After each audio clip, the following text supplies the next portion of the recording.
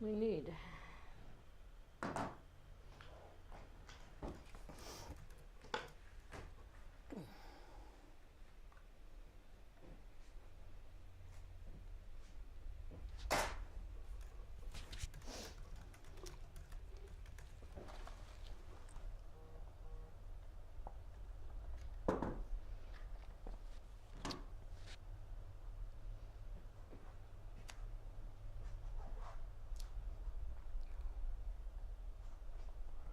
Did you see how pretty the block turned out though?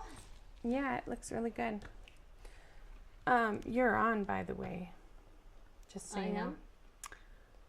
Yeah, we have 3 viewers on Facebook. And I'm checking the YouTube page. Let's see. Because last time YouTube didn't turn on, but it did. It's for those on YouTube, it says Q1 Cosmic Fireworks with a picture of a leaf. Both of those things are wrong. We'll fix and edit that as soon as we turn the video live. So, hello everybody. I'm Judy Niemeyer, and I'm here with my mom, and we're going to teach you today how to do the Polish Star project. We're on a little bit, well, a couple minutes early. Not really that early. It's 12:59, so we only have a minute left. But anyway, I just wanted to say hello and give some people a chance to tune in with us. It looks like we have Lori from Crossville, Tennessee on. Hi, Lori. And then I see, let's see who else is on. I see Kim Peterson on Facebook. I see Elizabeth Brim on Facebook. She says, hi, Judelle, hope you're feeling better. So for those of you who don't know, I just got done with about a month worth of traveling, and I topped it all off with influenza A as soon as I got home. Thankfully, it didn't happen while I was on my trip, but so I spent a week and a half sitting in my couch in my house, not feeling well at all. But I'm feeling much better. I'm not perfect yet. Still get tired and stuff, but I'm feeling way better than I was. So, hi, Joyce. Joyce from St. Louis. And then we have Joanne from Southern California. Hi, everybody. Thank you all for joining us. Victoria Werner says, I finally caught a live. Woohoo! For those of you who don't know, these are something that we film as part of our box program. And even if you don't catch us live, this video is going to be saved down on our YouTube channel for you to come and check in later. I always forget there's this like light in front of me. It's a circle and it always reflects in my glasses, which looks really funny. So I'm going to take those off. Let's see. Hi, Julie. She says, I love your patterns. I've made many.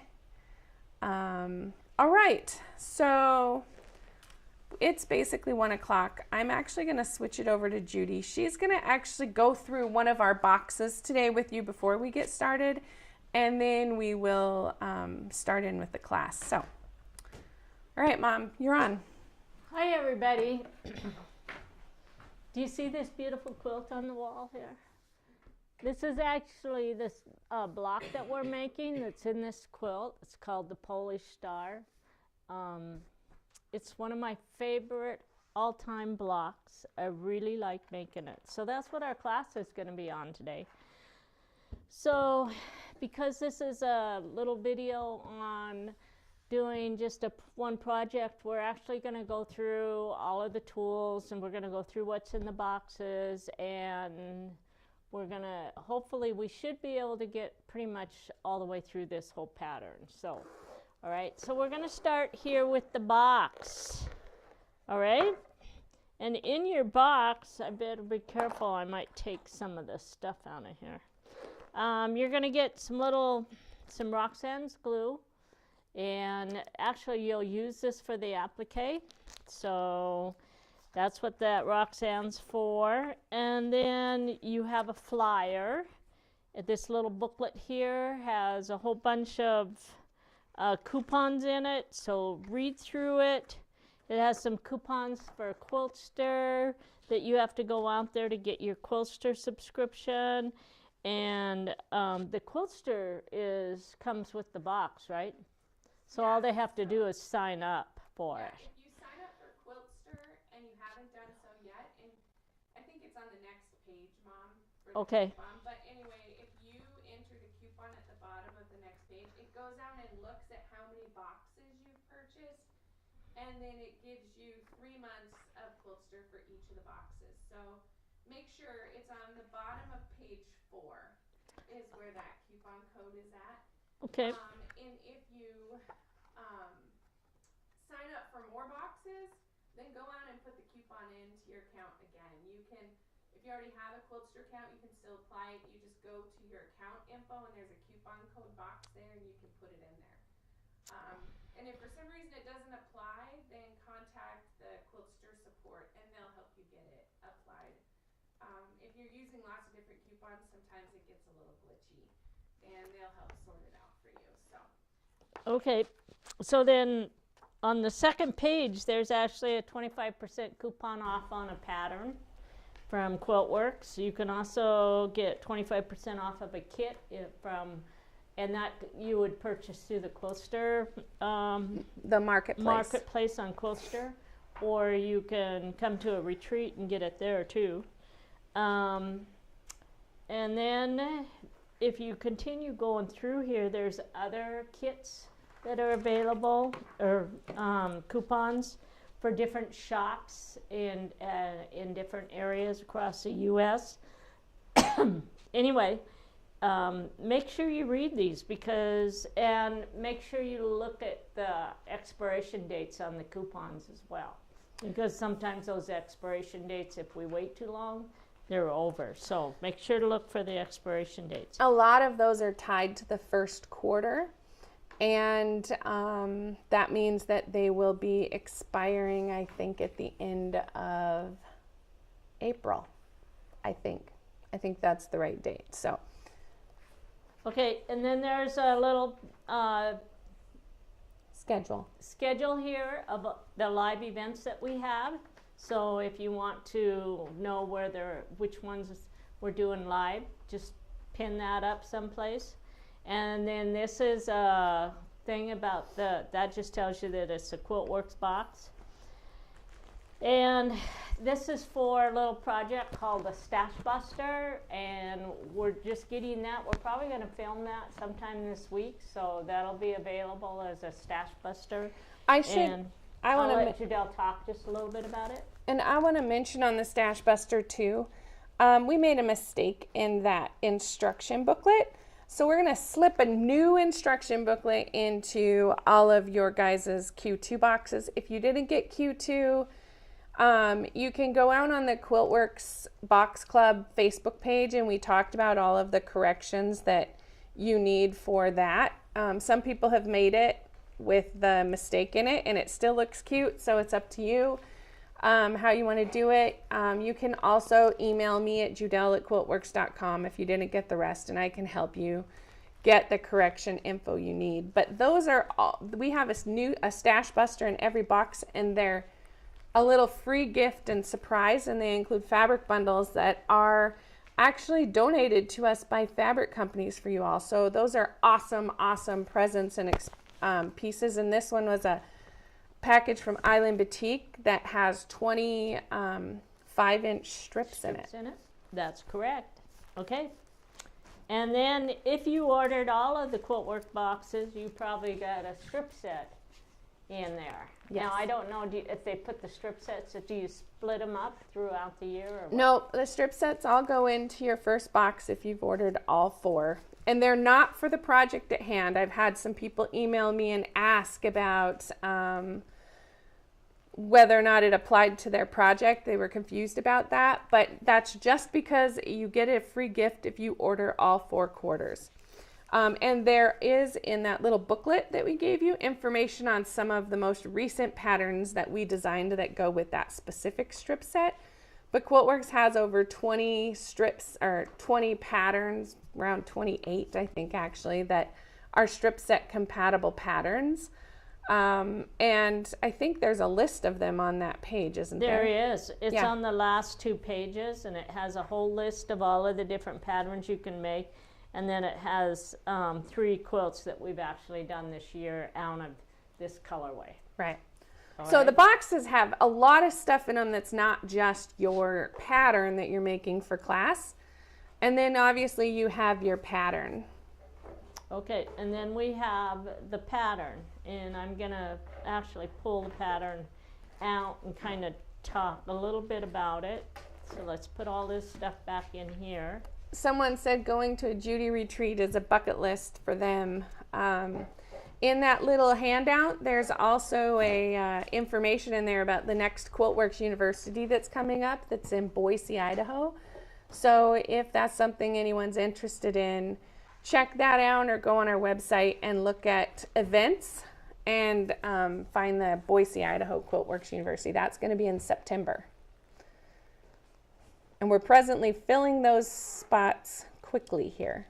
And we're also getting really close to releasing the projects, which are going to be really cool. Yeah. So we've been doing a lot of designing this month. So, okay, let's get on with this. So you have a little sheet here, and everybody's little page here this is actually the information on whatever fabric is in your kit, okay? So the kit I'm working with has a teal one. This kit is a Christmas table runner, okay? So don't lose that because it has all your information on the back of it, of the colorway that you ordered. The pattern actually has the original color that we put on it when we put the pattern out many years ago. And it's been out for quite a while, okay? And then you're going to have all your fabric. So as you're going through your fabric, I want to bring to your attention that each fabric that's in here, it's stacked. It tells you what the fabric number is.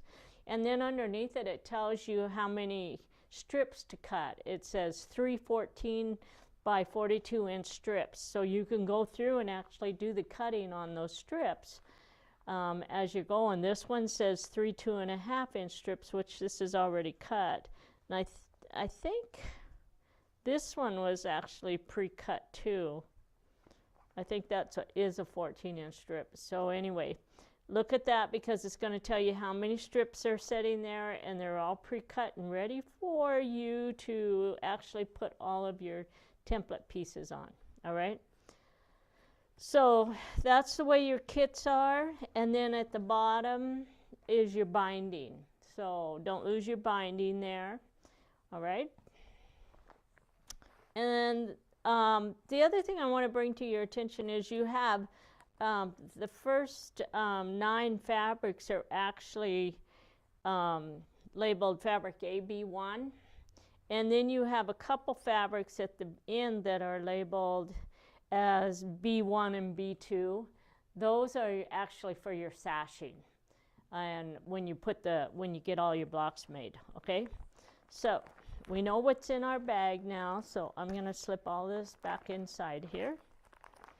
And we're going to move on.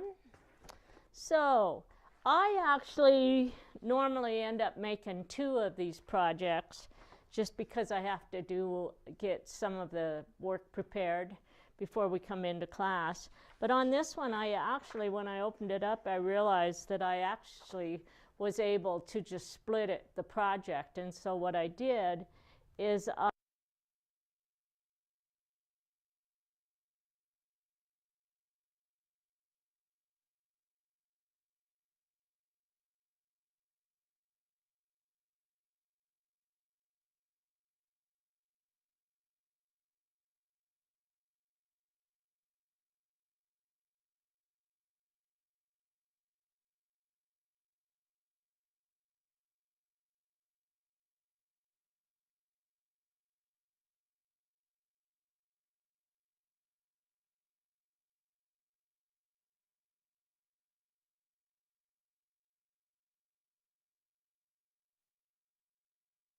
hold on. Okay, mine is working. Can you See if hear yours me? is working. Hold on.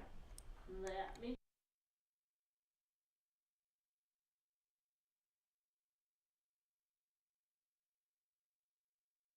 New batteries, but we can switch. Oh, it came back on again. Maybe I touched it. Oh, And I turned think it Mom off. accidentally turned her mic off. Sorry, Yeah. everyone.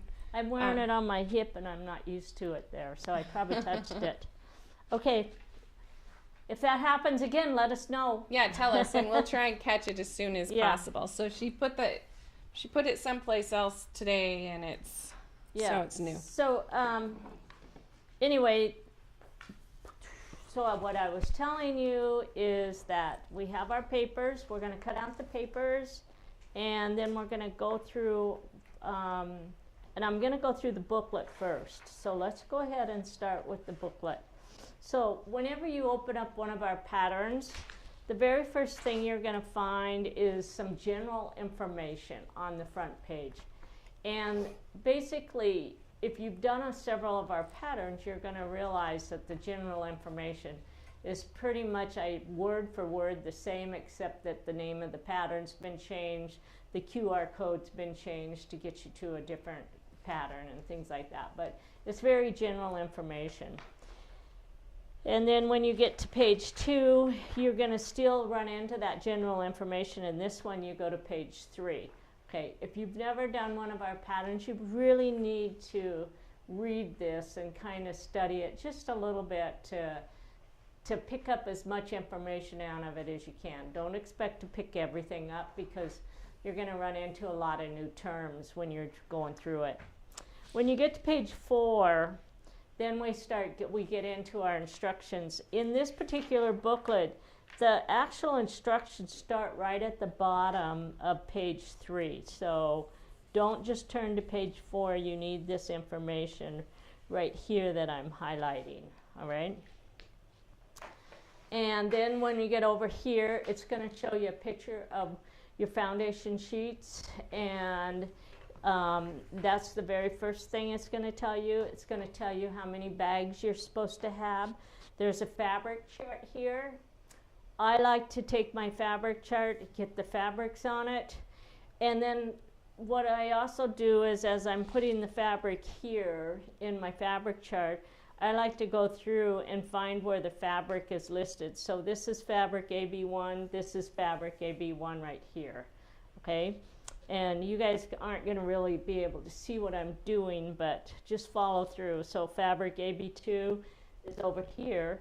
And I like to take the same swatch and just put it with the fabric, so as I'm going through, it just registers very quickly what color is what, because like in some patterns you have a lot of fabrics that are very similar, and in others, you know, it's easy to keep track of and remember where they go. This one was very hard for me to keep track of because basically almost all the colors are the same. They're just shades of different. They're from our color stock collection. So I have a lot of blues and teals with the same print. So I went through and I just actually go through and highlight this, put a little swatch on each one of these strips, and that's why when you start cutting, you're looking at that and making sure that you're cutting from the right fabrics, okay?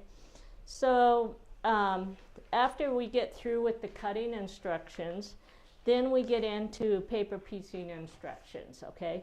And we're going to go over how to do the paper piecing, and then it finishes off with how to assemble it. Now, I'm going to tell you now, and then I'm going to tell you later. Really pay a close attention to how you assemble this block. It is actually directional when you assemble. If you assemble it backwards, you're not going to be able to get your applique on the center, okay? And you have to pay attention to how it tells you to press it as well, all right? So last night, after I've already made a couple of these, but it's been a while, and I sewed it together wrong, so at 2 o'clock in the morning, I'm picking it apart and coming back and doing exactly what it tells you to do in your instructions. So pay very close attention to that so you don't have to redo it. All right, we're going to go over a little bit of applique today. That's in here, and then The last part of the pattern is really how to set it together with the sashing, which we probably won't get into at all, but it's pretty straightforward. The instructions are written really well for this. Tells you how to cut them out, where they go, and it gives you all the pressing instructions for all of your how to set the sashing up. Okay, so let's get started. And the first thing that I want to do is go through and show you the different types of tools that we're going to use. So we have a highlighter, which you've already seen me use the highlighter. We have repositionable glue, and if you don't like repositionable glue, then you can make the decision to use something different, because it's really not going to make that much difference. We started using repositionable glue in 2017. It's like everything. Some people like it, some people don't. If you're one of these that don't like it, don't use it. It's a very simple solution. And you can use pins if you don't like using glue. I also use the Yoo-Hoo glue stick. You won't see me use it today, but I use it when I'm stacking a lot of papers. And so anyway, it's very commonly used. I used the Yoo-Hoo in place of the repositionable for almost 20 years, but now when they started with the repositionable, I really prefer it to the Yoo-Hoo. Okay, and then we have a glue pen, and you will be using your glue pen. And these are, you can buy the new little tubes that come in a little thing like this. And so we will be using this quite a bit today. All right. You'll have to have either a purple thing or some kind of a little tool to turn your applique with, all right? And you're going to need some applique thread and some little scissors, preferably little rounded ones like this, because for paper piecing they work really good, keeps you from cutting through your fabric and paper. You're probably going to need a little pair of tweezers at some point. And I think that's pretty much, I have this little tool. This is called an awl. It's like a stiletto, but it has a little curve on it. You may find this to be really handy as well. I think they sent this out in one of the last boxes, didn't you? It went out in the Q1 for this year for the large box, but in the small one we included the Roxanne's basting glue, which you'll use on the little applique piece as well. So anyway, that's it's a pretty nice little tool. You'll see me using it.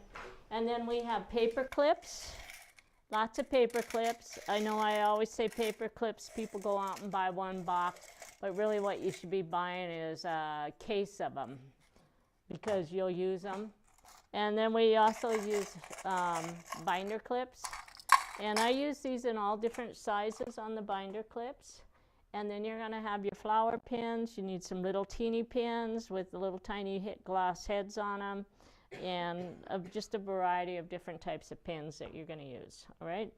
And then you'll have your Roxanne's basting glue, or I'm actually going to use the Acorn basting glue, or glue based it today, just because that's what was sitting in my case. All right. So we're going to put this aside, all of this, and the other thing we're going to use is we have a Creative Grids small ruler, and we have just a piece of template plastic for a fold template, and then we have our add a quarter ruler. All right,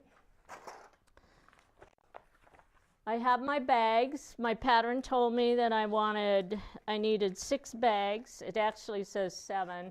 And the last bag, I put all my fabrics for the sashing in it. So these are the parts to your pattern, okay?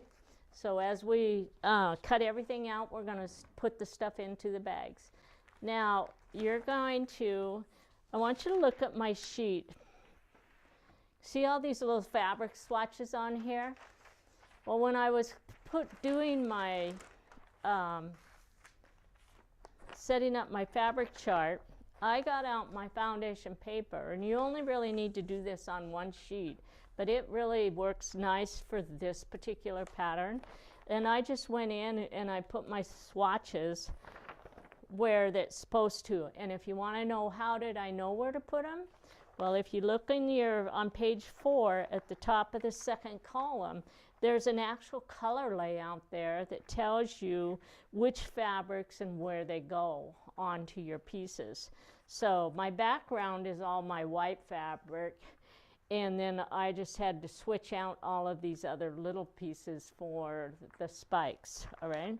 But it really works nice when you do this before you cut it apart, all right? Because now when I pick this up, I'm going to know whether or not, as I start stacking things, I'll know if I'm getting the right pieces with it, all right?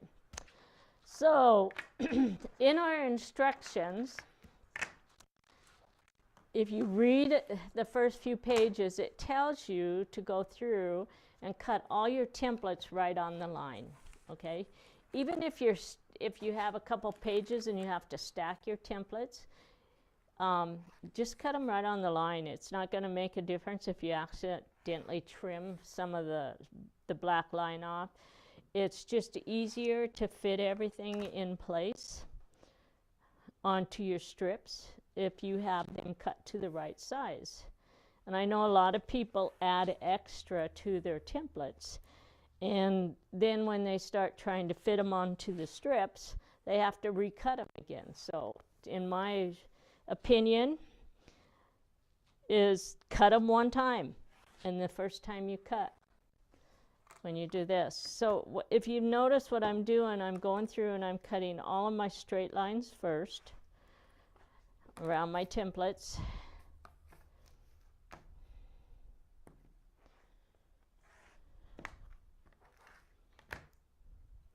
And when I cut, I don't cut all the way through the edge of the paper if I can avoid it. That way it keeps my paper together.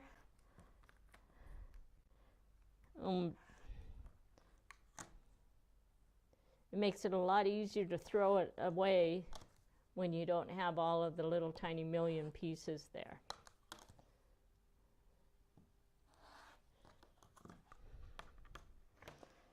And I know some people say, well, I use my scissors for this.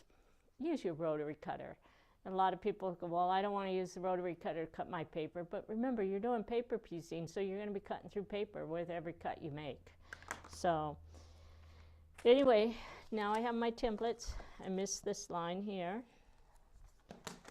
Okay, so we're going to set our templates, get those aside.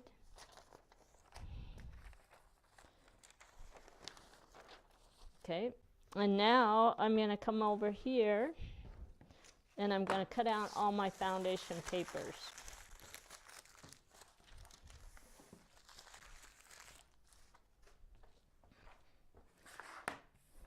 And the way this is set up, I can actually, on my papers, I usually leave 1/8 of an inch outside, so I've got about 1/4 of an inch in between each one of these.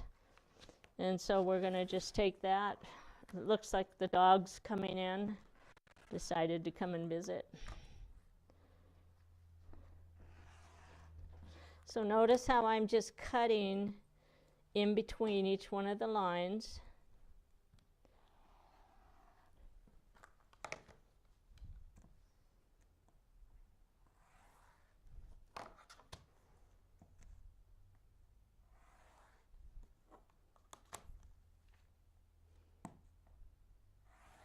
And then I'm going to stop for just a second, and we're going to get rid of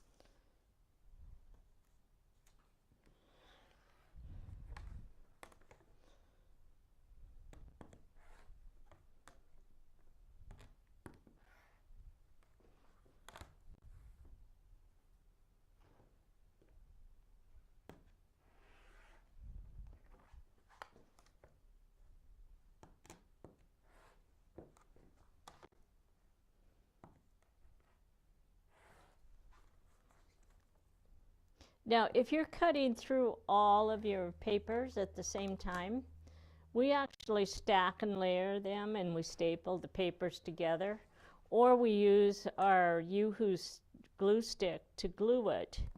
And what we do is we put the glue underneath the areas that are going to be cut apart, and then we layer them on a light table so that we can cut through all of the papers at one time. And it works really, really good. And it keeps them all together for you. All right, so now I'm just going to go around here on the inside and cut all of these little pieces around the inside.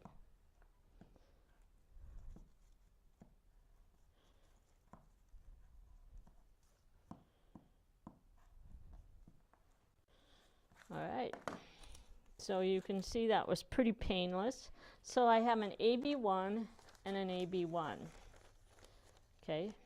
And when I lay these out, I'm actually going to lay them out in the order that they're showing right here in my color layout. So there's my AB1, which starts over here, and then it says AB6 goes next with it. So we're going to put 6 there, and then we're going to go 5.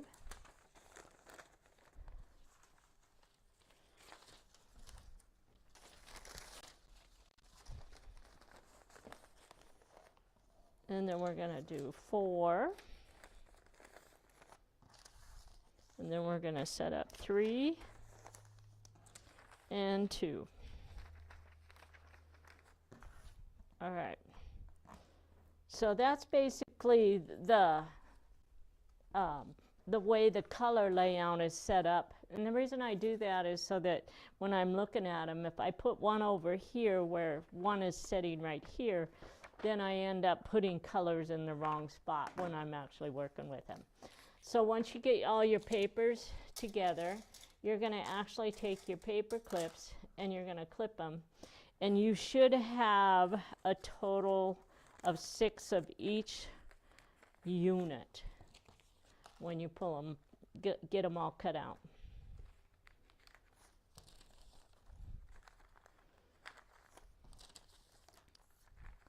And I have all of the colors set up on them, so I'm just going to stack them in order now until we're ready to actually start paper piecing. And then we'll lay them back out for you. Okay, so, all right, so we have all of our papers. So now let's take our fabrics over here. And you have your fabrics from your package, and you're going to find fabric A1, and we're going to go to our instructions and follow through with the instructions right now. I'm not going to cut quite yet. What I'm going to do first is pair up all of my templates with the fabrics. So I have my templates here. This is template layout sheet number 1. This one is number 2. This one is number 3, 4, and then that's my template there, okay? So I have these in order. And then I'm going to come in here, and I'm going to read fabric AB1 through AB6, and it says those are the units. So this fabric A1 is going to go on all my units, and it uses template layout sheet number 1. So I'm just going to take template layout sheet number 1 and clip it to my first fabric A1. And then when I follow through fabric A2 and AB5, so fabric AB2 and AB5, so we're going to find AB2, and then we're going to go down here and find AB5. And it says that those go with template layout sheet number 4. So we're going to find template layout sheet number 4, which is right here. And we're going to put this with that. Then we're going to follow it down, fabric AB3 and AB6. And that goes with template layout sheet number 3. And that is template layout sheet number 3. And I am going to tell you a little trick. When you're actually cutting out your templates, if you'll actually highlight where it says what the template layout sheet, it keeps you from, when you're new, you have a tendency to read the unit rather than where the template layout sheet. But the template layout sheet is the second piece where it gives you all the information on your template. If you highlight that, then when you're looking for your layout sheet numbers, your eye goes to the highlighted part of it, all right? So let's go to fabric AB4 and AB7. Now, I already cut this fabric out, but this is my AB4 and AB7, and it uses template layout sheet number 2, which is this one. And so I've already cut those out because I only had one strip of that. Okay, so I'm just going to put it there. And here's I kept the other template from it. So we'll have 2 templates now. Okay, and then we're going to go down to fabric AB8. And that goes with my applique pieces, all right? Now, some of you guys may have different colorways as far as your little circles go. So whatever your fabric tells you, this one was a blue one. Some of them are black. Then you go to fabric AB9, and I've already cut out some of the AB9 pieces as well, but you would put the templates with the AB9, all right? Okay, so now I know that I have no templates left over. I've got everything paired up with my fabric, so now I go back and I actually start doing the actual cutting, all right? So let's just quickly go through and do some cutting. We're gonna take the very first piece, and when I'm looking at it, it's telling me that I'm supposed to have 6 layers. I only have 2. And you're going to stack your fabrics right side up.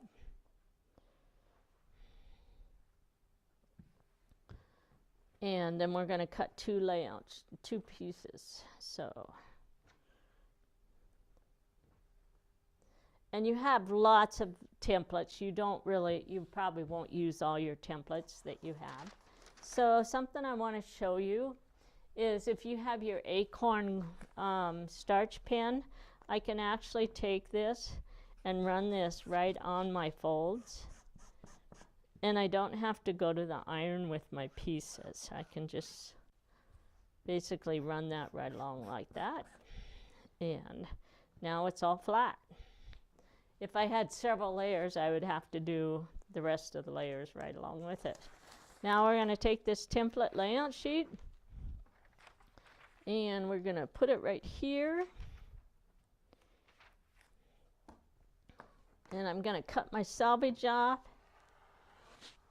And then I'm going to cut right here. Then we're going to pick it up and we're going to slip it back here. Now, you guys will have a template layout sheet. You'll have a template. You have 2 layout sheets. I already cut one of them apart. But you will actually end up with 2 stacks. So you'll have 1 stack here, and then you'll have the rest of your fabrics under the other stack. And you don't want to stack them and put them together. Cut them separately because you end up with this. Each layout sheet gives you a half a block. And so if you keep them together, then you'll be able to have a template with each stack of fabric. So we're going to take this, and I'm going to put my... Before I cut, I like to put all my paper clips on here. That keeps all my pieces together for me.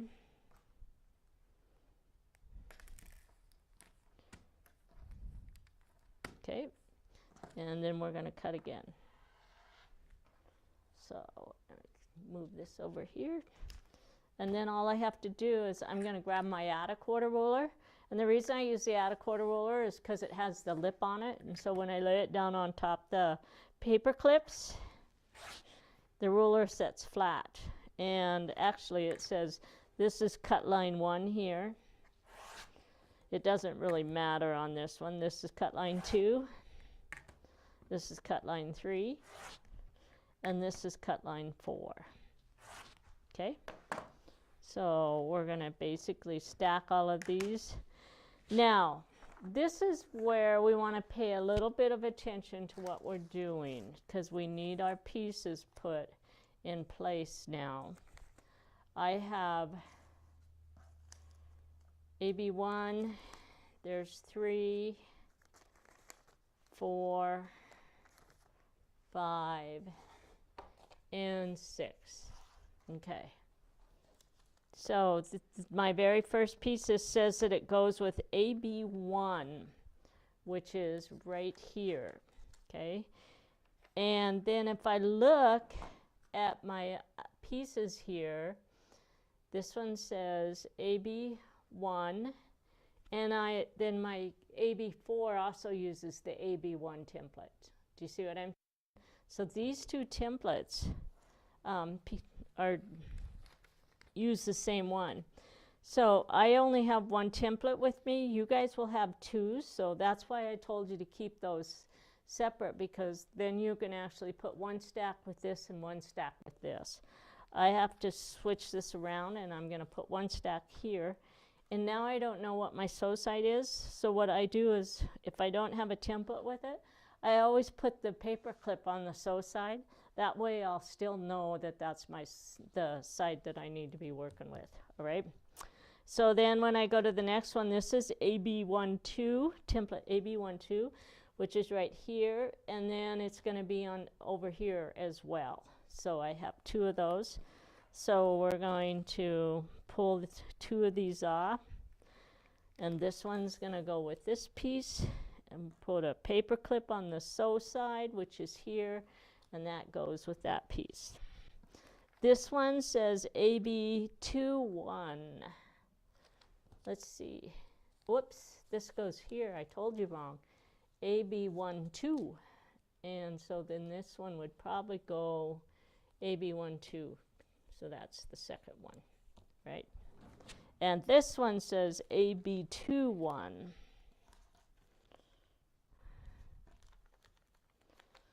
So some of these pieces use the same templates. And this is a AB21. And then this one here is AB22.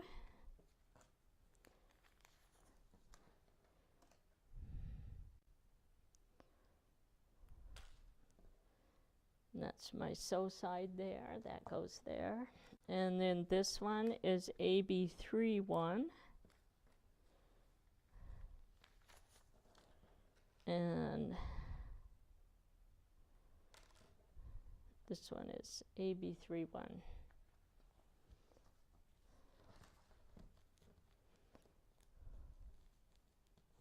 And this one is AB32.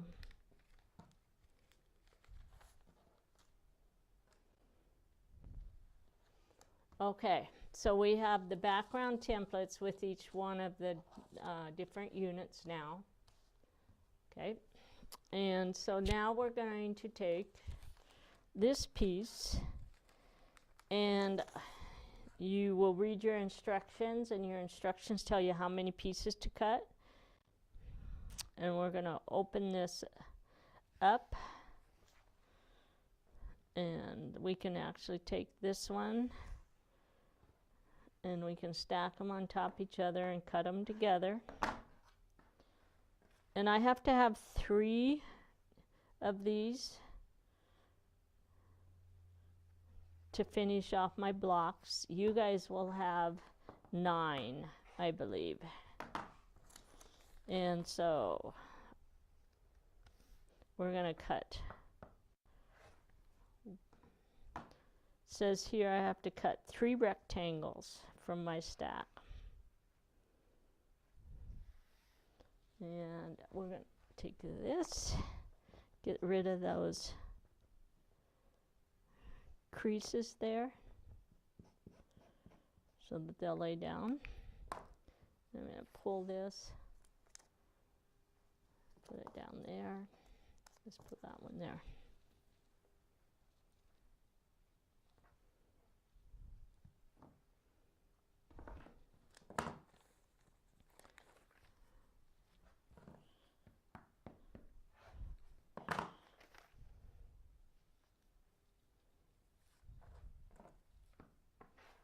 All right. So then you're going to put the same colors together, and you should have 2 templates, and you're going to place a template with each one of them. And I don't have 2 templates, so we're going to go like this. We're going to cut it right on the line. And then we're going to go like this, right? If you're making all 3 blocks at the same time, you will have You have multiple lots of templates. Yeah, you you'll don't have have plenty. She's just making only 1 block, so that's why she's... This is why I'm having to sort it.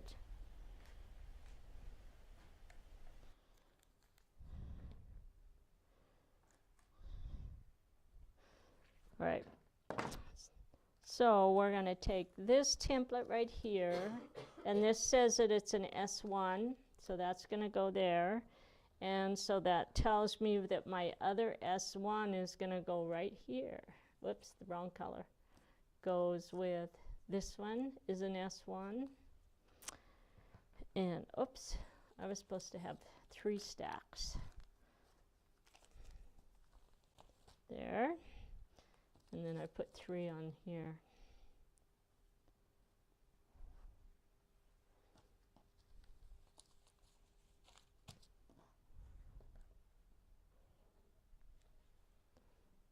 And then I think it's this one is S1. There we go.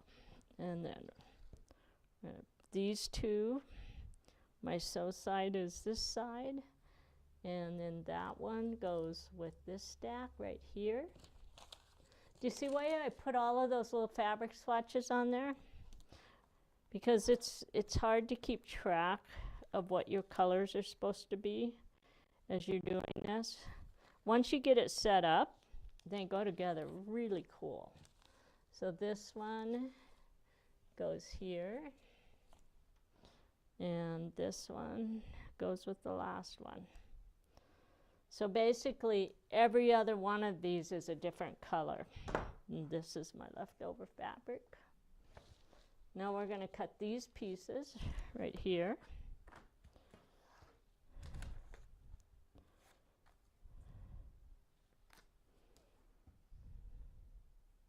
And we're going to do the same thing with them.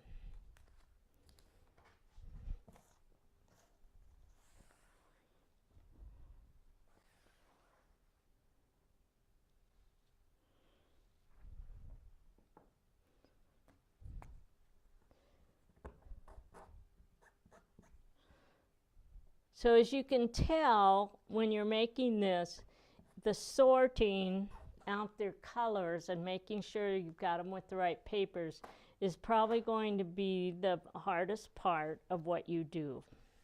Everything else is easy. Okay, that you have to pay attention to what we're doing. So we're going to cut 3 rectangles for me. And actually, you guys will be cutting 3. You'll be cutting 9, I think, is what your number is. So I'm just going to go ahead and stack these like this.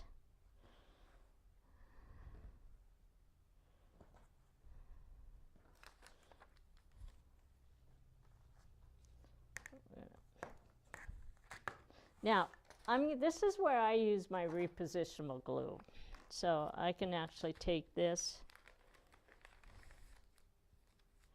and just put it on here like that. And now I don't have to worry about that template moving on me. All right, so we're going to take 2, and there's 1. And here's 2, and there's 1. Here's 2. We'll put that one there. Here's 2 more, and we'll put this one with this.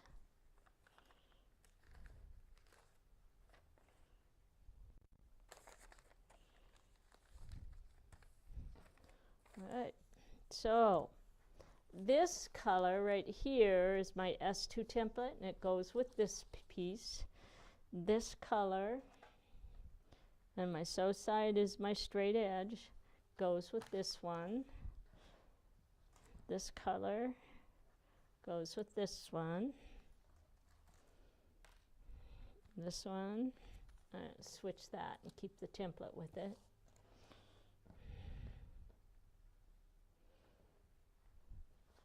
That one goes there, and this one goes with this group.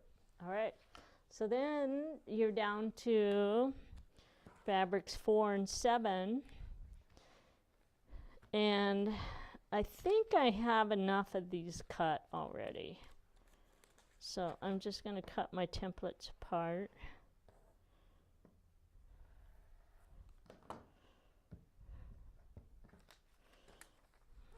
And I go on there like that. I should have cut my template and my fabric at the same time. Okay, so I have 2.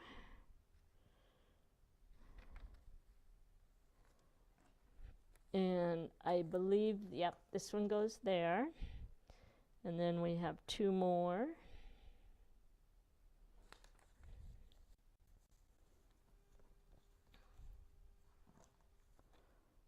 And I believe that one goes with that group.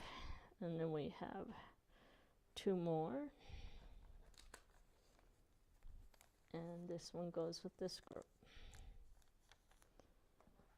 And then we have these 2.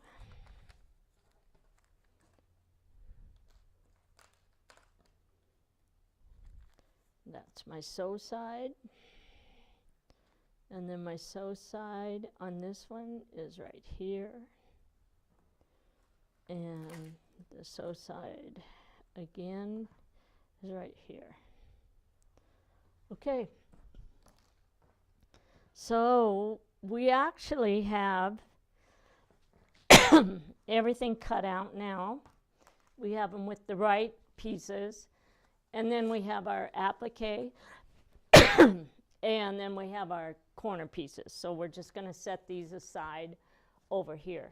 So we're going to go through the stacking process, and then I'm going to do paper piecing on one unit. So we're going to take these pieces. This is for section 5. This one is section 4. And here's my sew side, right like that. Section 4. There's my sew side, right like that. And then we're going to find section 3 is my background, so that's the sew side right there. Section 2 is another template, that's right there. And then this one doesn't have a sew side, so we're just going to basically take that and put it onto the top like this. And we're going to, that's where our paper clips come in handy, right here. And we're just going to clip the whole stack together. And then we're going to take the next one. There's my sew side, section 1. And then we have section 4. And then we have section 3. We have section 2. And there's section 1. And we'll just take this. And we're going to clip that together as a set. And then we're going to take this one, sew side, and then we have section 3, which is this piece, and then we have section 2, which is that one, and section 1, which is that one, and we clip that together. And then this is my sew side, section 5, section 4. Now on this one, I have to look to see which one. This one is actually my section 3. This is section 2, and this was section 1.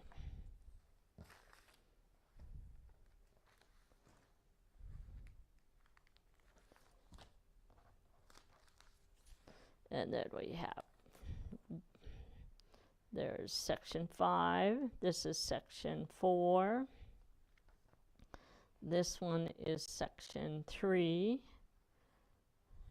This one is section 2. And this one is section 1.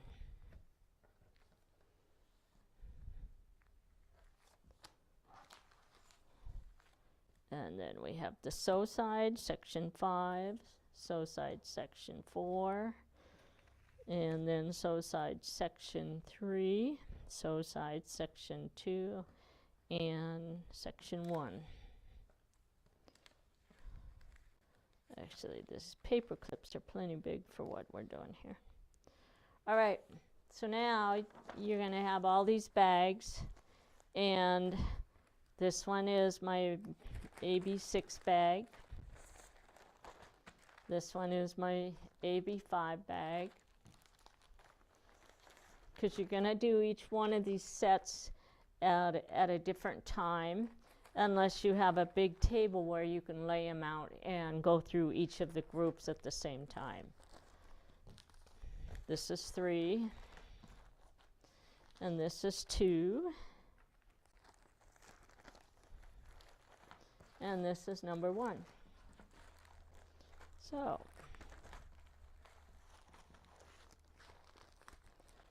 and then if you have a great big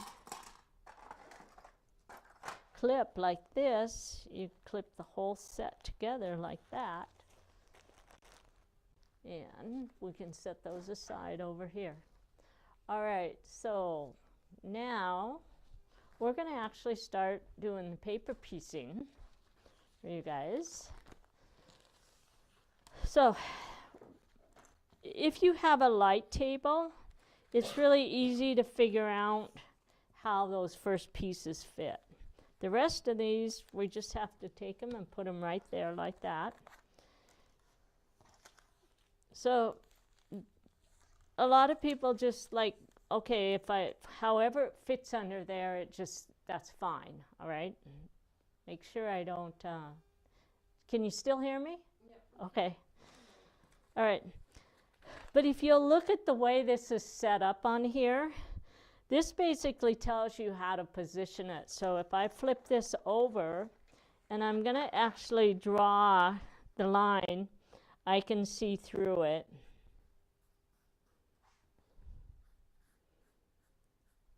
So there's my section piece, all right?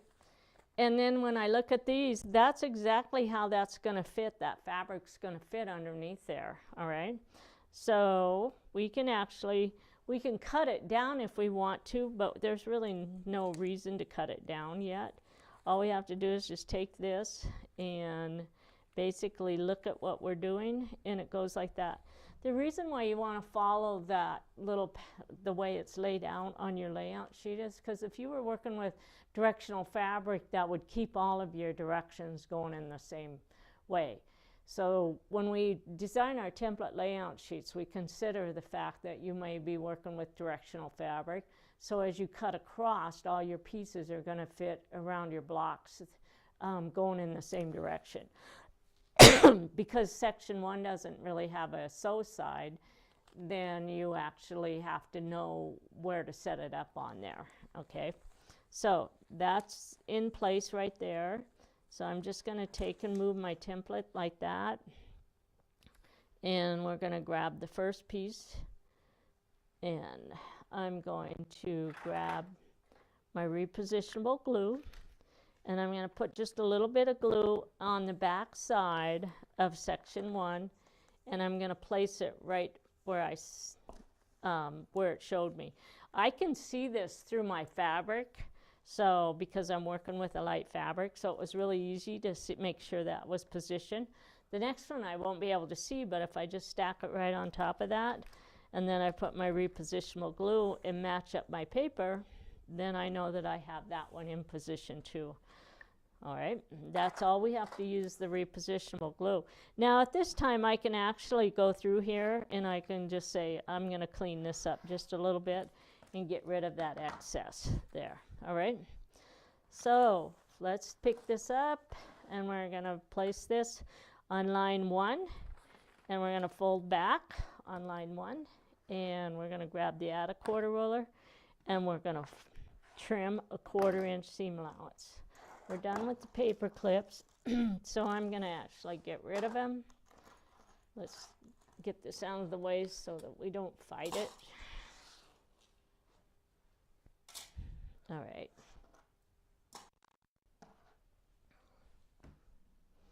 All right, so this is scrap here. I'm just going to set this aside, and I'm going to crease my paper so that it'll lay flat for me. And then we're going to pick up the next piece.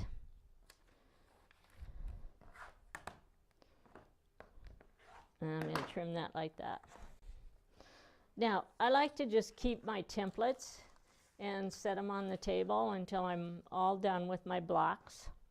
That way, if I make a mistake, I have the template setting there that I can go cut another piece if I need to. So this one is actually my sew side. So basically the reason we call it a sew side is because this one, and this one, that's where we're going to sew that seam. So we want to place that.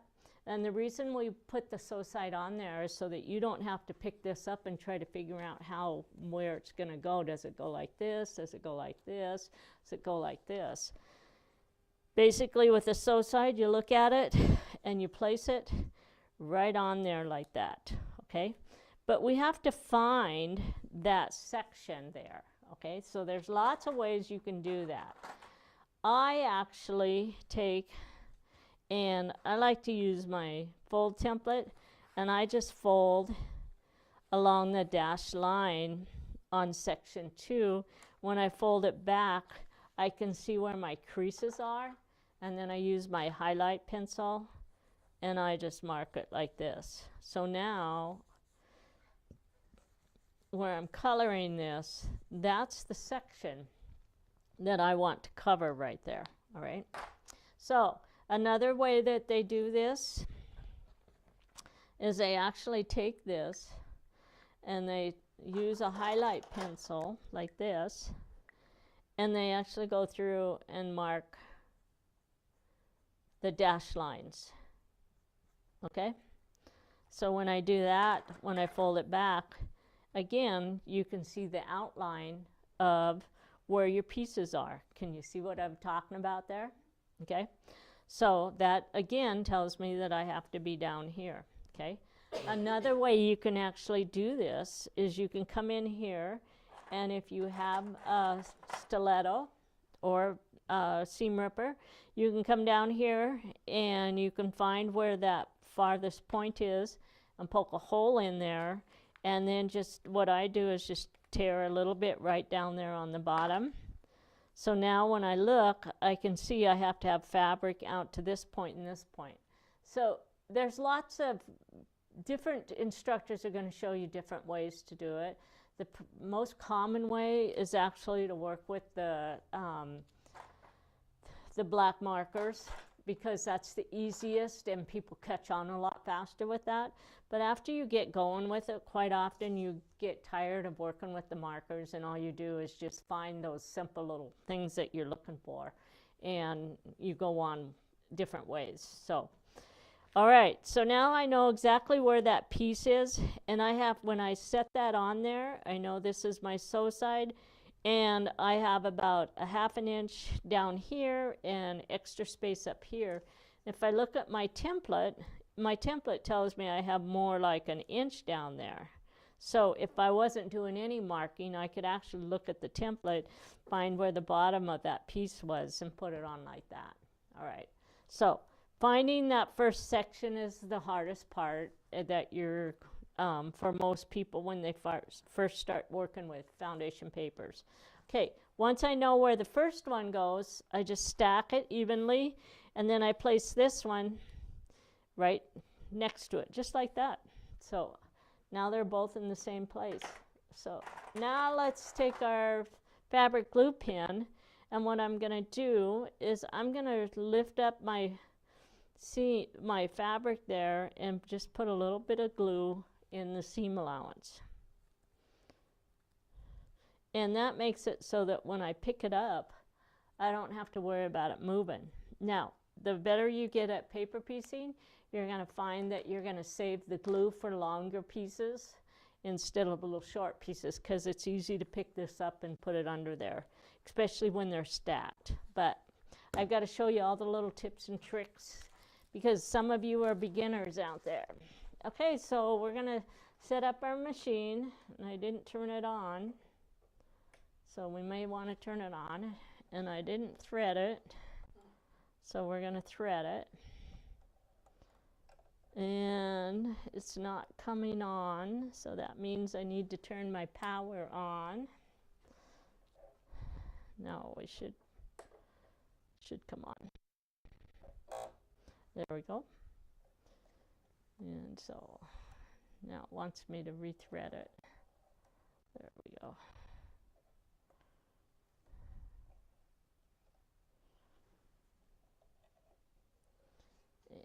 And my little machines don't have, well, it actually does have a thread cutter, but it gets used a lot by other people, and so the thread cutters get broke. So I have to thread it the normal way, the old way. All right.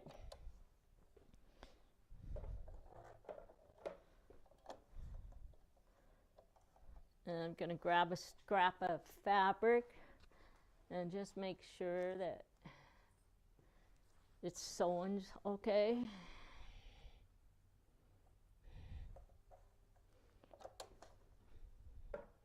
And we're going to set our stitch length down to about 2 on this machine for paper piecing. And it looks like it's doing just great. Okay, so we're going to pick up the first piece, and we're going to start at the top about 3 to 4 stitches before the solid line that's labeled line 1, and we're going to start sewing.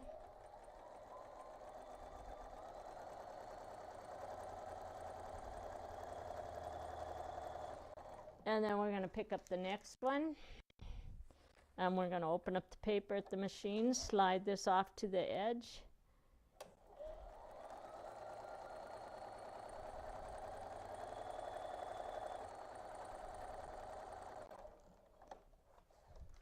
Okay, so even if you have a thread cutter, you can cut in between your papers. But I will tell you that the more you use the thread cutter, the more you have to clean it. And it takes a little while to get all of that cleaned out.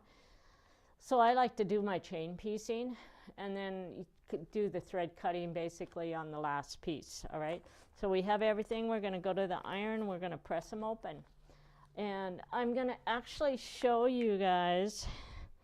So I'm going to put a little bit of this starch pin right along that seam.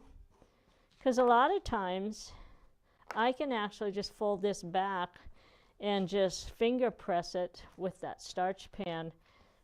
And I do this quite often when I'm teaching rather than running to the iron with every single piece, all right?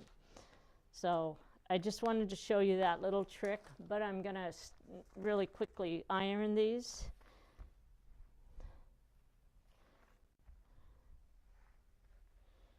All right.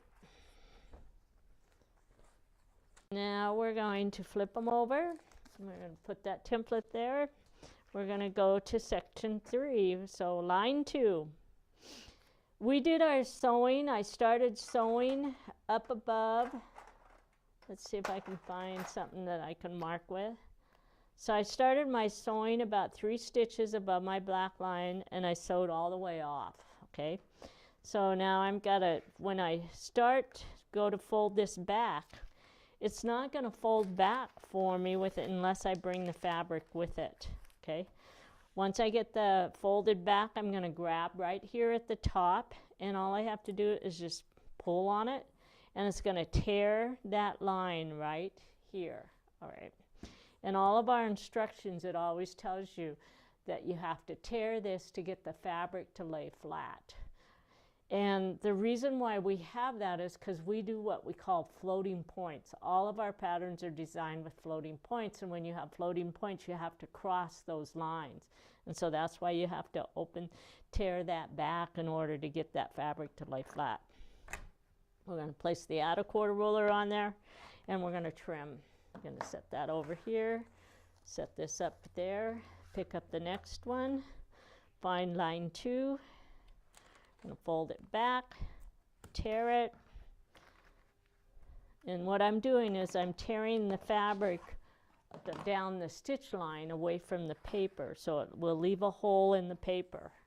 And now we have those pieces there. So we're going to grab the next piece of fabric that goes on here like this. We're going to come over here, and I'm just going to grab my fold template, crease line there so I can see where the bottom is, and we're going to look at, and it basically is telling me that I'm going to have about 1/4 of an inch off of this end here. And so as long as I have fabric underneath there, I'm in good shape. Then we're going to take the next piece. This is my sew side right here, and I put it on there. Now, if I didn't have the sew side, I would have to look to try to figure out how it was going to cover, and that would be a difficult piece to determine how it's going to cover, and so that's why we add the sew sides. Glue. Gonna hurry up, and we're gonna glue, lift this up, put some glue on that. And it doesn't take much glue along that edge. Then we're gonna start sewing again, start at the top, and sew on line 2.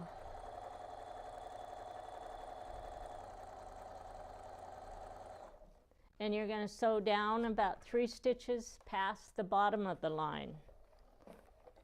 Then we're going to lift this, and we're going to start again. And the one thing you do have to pay attention to, see how this folded underneath right here? I don't know if you can see it, but my fabric folded. So kind of make sure that that fabric doesn't fold underneath there before you start sewing. Otherwise you get to pick it out.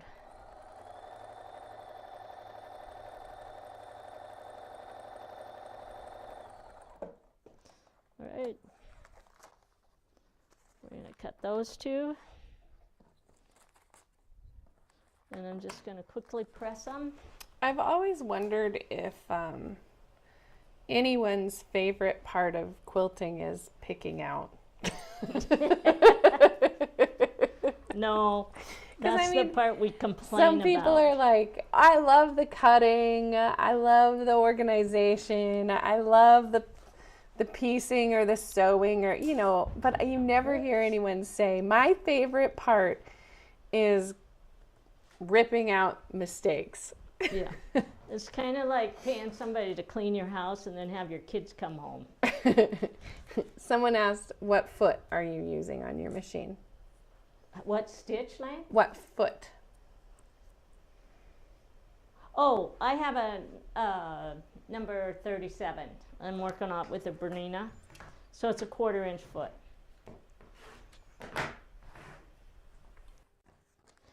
When you're doing the paper piecing, it really doesn't matter whether you have a 1/4 inch foot or not. But when you start assembling, then you need a 1/4 inch foot. So, but up until you start to assemble your blocks, it doesn't matter what foot you use for paper piecing. All right, so we're going to find the 3rd piece. And that's my sew side. And on this one, it's pretty easy to see where that's going to ride on there. So that's on. Then we're going to grab the next one, sew side. All right, and so something else I want to bring to your attention that, so I'm working with a white and a blue, okay? So like right here, if I wasn't careful, I could end up with shadowing issues, all right? When you're doing paper piecing, your seams are always pressed in the same direction. You know, if you start in the middle, this side goes this way, this side goes this way. If you start on one side, they all go to the opposite side. So if you have your lightest fabric when you're stacking them, if the lightest color is on the bottom, then you need to make sure you can see a sliver of that light fabric, okay? Otherwise, you need to come back and do a second trim on it to stop from the shadow from happening. If the darkest fabric, where this is my darkest fabric, is on the bottom, you won't have a shadow because the seam presses into the dark fabric. It's only when the light fabric is on the bottom that you're going to end up with a shadow, unless you do a double trim or you, my thing's fallen off again here. All right. There we go. So we're gonna go ahead and sew on line 2. Actually, I'm on line 3. Okay, we're going to pick up the next one.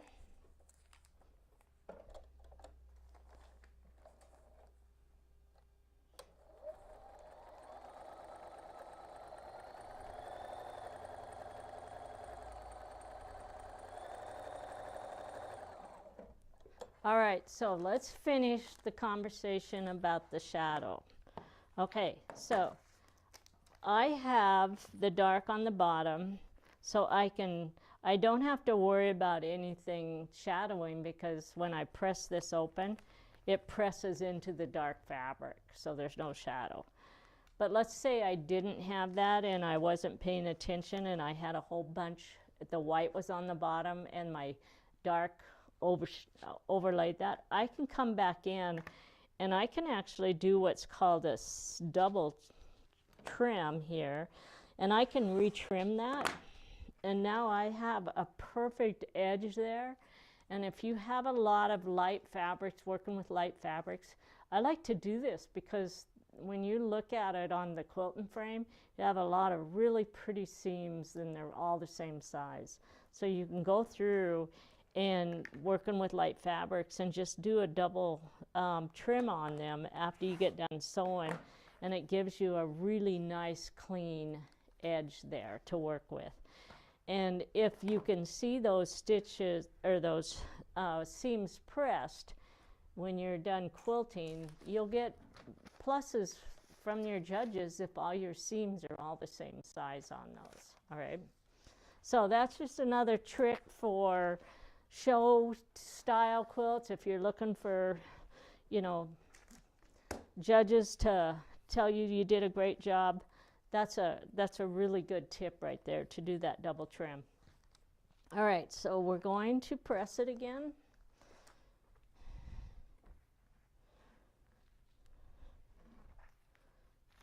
And I probably should have used my starch pen, but I didn't. All right, so now we're going to come in here and we have one more piece to add on. Do you know what time is it? 2:16, and we go till 4 o'clock? Yeah. Okay, so we're good. We have plenty of time. Probably be done early. Yeah, we're going to do really well. Okay, so let's go ahead and we'll sew these last 2 pieces on. So there's my first piece on, and we'll take this one. I'm going to show you one more thing. So some people, as you get older, you start losing the feeling in your fingers. If you like this glue on here, you can actually add the glue before you put that piece on as well, because when you try to lift up that seam or that fabric along the sew side, sometimes it's hard to feel to get a hold of that fabric. So I just wanted to show you that little tip too, that you can put the glue on before you start. Okay.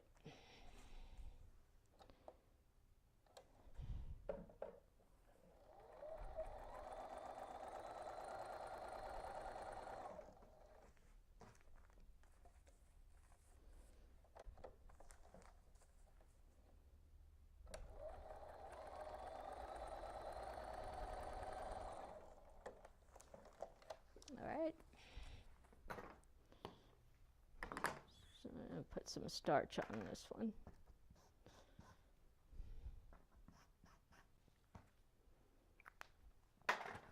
And we're going to press.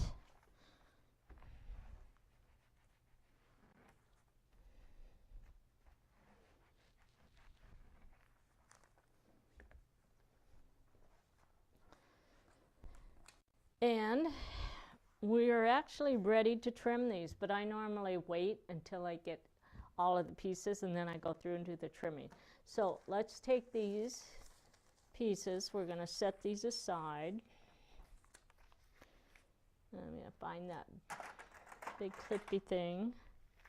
I'm going to put them in the bags, and then we're going to, I have some other stuff already started here.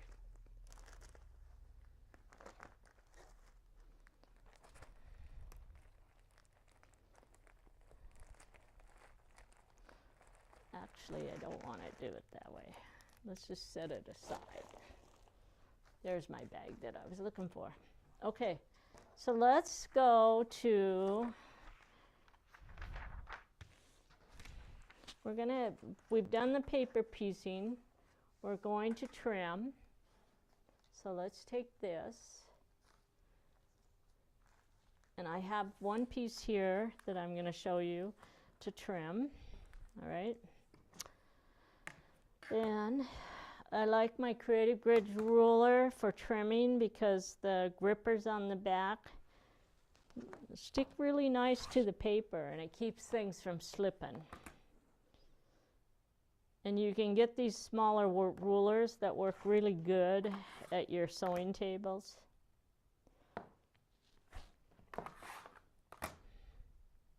So what I'm doing is I'm trimming on the outside black line, which we call in our instructions the perimeter, around the perimeter, or the solid dark line. I'm going to retrim this because I was a little sloppy right there.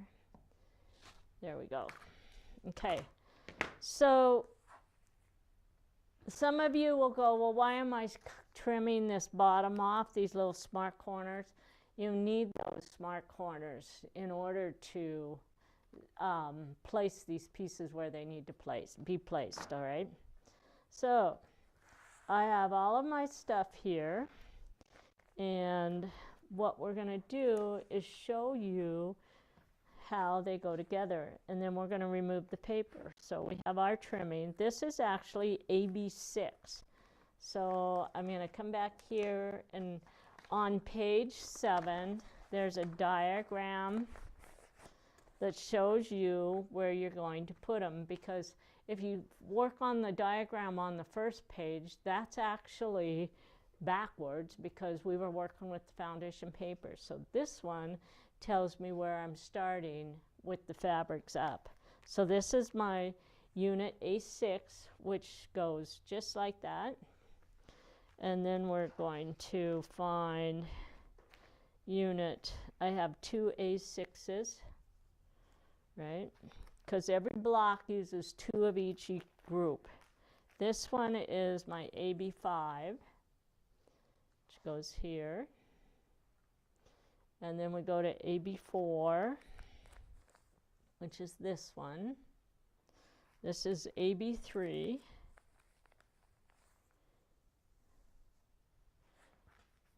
And then this one is AB2.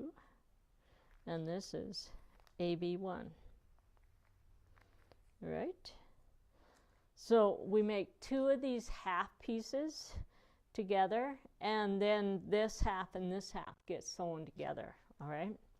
So we're going to take this one and to remove the foundation paper.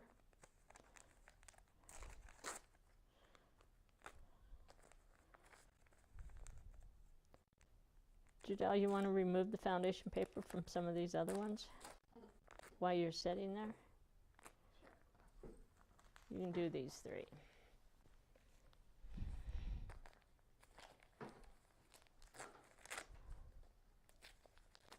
I am going to suggest that you guys do not remove the foundation papers and until you're ready to assemble them.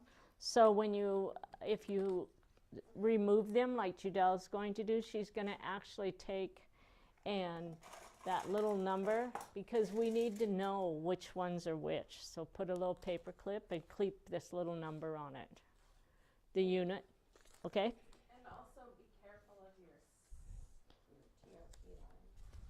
Yeah, there's a little TRP line. I didn't tell you guys.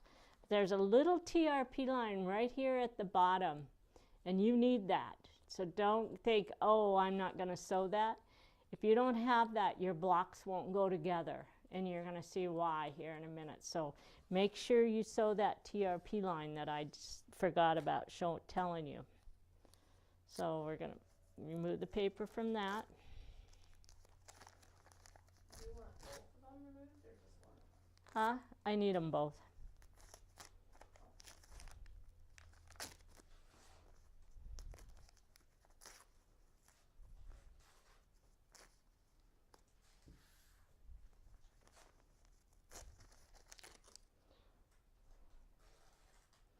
All right, so then, now, for some of you, you may prefer to sew with the paper. So let's just say we wanted to sew with the paper. At this point, this one has paper on it. I can actually lay it right down there like that, and now I know exactly where my 1/4" seam is. But remember that little TRP line? It's right there. The tip of that smart corner is going to fit right on that little line. If it's just a hair over, this is not going to match up. You're going to miss that piece there, and that's supposed to match. So that when I open this up, this line is a match right here. So when you actually, if you leave the paper on, you can actually leave them on as you and sew a perfect 1/4" seam allowance, and then remove it before you add the next piece. So I'm going to do this one just that way, just to show you how that's done. Let's grab our glue pin. I can see where I put it. Oh, here it is. Okay, so I'm going to actually take and I'm going to put glue right along the bottom here. I'm not going to glue where I'm supposed to match, and then I'm going to take this piece and I'm going to go like that. And then I'm going to match that and make sure that that piece is right on that little TRP line. So now when I fold this back, I should have this perfect little line. These two should come together perfectly, all right? So I can actually, the other thing that you'll see is that this mark from the paper right here is going to fall right onto the seam, the edge of that seam right there, okay? So we're going to sew that piece together, and I'm going to do that one with this as well. This one doesn't have the paper on it, so we're going to glue down here, right along that line. And then I'm going to bring that down, and I just am going to avoid that so that I can fold that back and make sure it matches. So that's going to fit here, and then you're going to fit that one right there. And if you just start sewing and think you're going to sew it without it stretching, that's not going to happen because you're working with all bias. And so you need to have it glued here and here to keep that from, and when I fold it back, look, I'm right on that line. And now if I want, which I didn't on the other one, but I can actually glue that at that point. I don't have the paper on it, so I don't know where my 1/4" seam allowance is unless I'm using that 1/4" foot, all right? So we're going to sew the first one on here.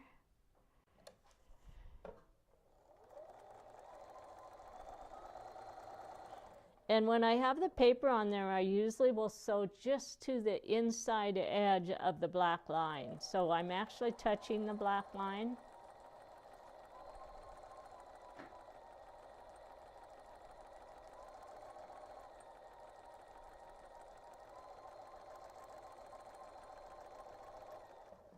And I'm going to sew right down and stop sewing where that TRP line is. Then I'm going to open it up, and I have a perfect match there, okay? Hold on just a second. Okay, show me. Okay, so when I open this up, I have a perfect match here, and the reason why is because I placed it right along that TRP line there, and I opened it up, and it's a perfect match, right? So let's see if we can get that with this one. We don't have the paper on this one.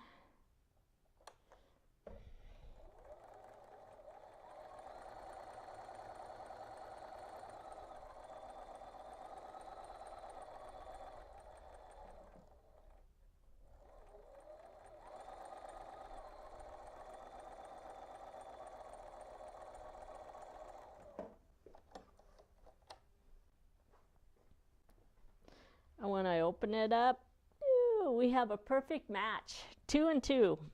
All right, so we're going to grab our starch pen, and so I just finished sewing 5 onto 6, and that's the way your instructions tell you. And then it tells you to press towards number 5. So I have to press my seams toward number 5, all right? If I press it the other way, then my little circles aren't going to go on. It's only can be pressed in one direction. So now that I have the paper sewn to it, then we have to remove the paper before we put the next piece on. So it's a lot easier to remove your paper before you sew, but I do realize that there's a lot of people that like the security of knowing where that 1/4 inch seam is. And that's fine.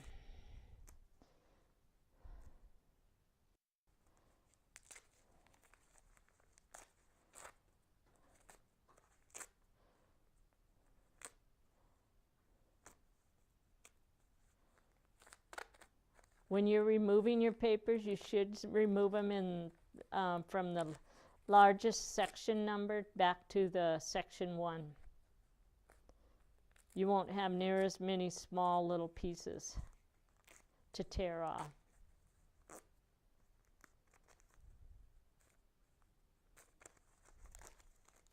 Okay, so we're going to take both of these to our iron, and it says to press towards AB5. So there's my AB5.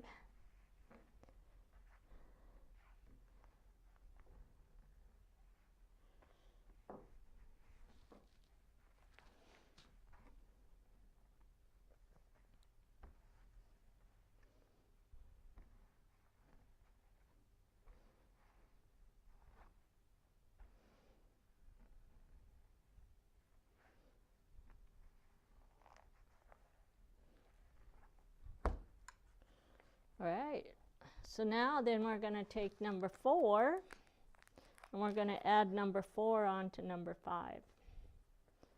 So this one's going to go on like this, and I got to remove the paper from this one.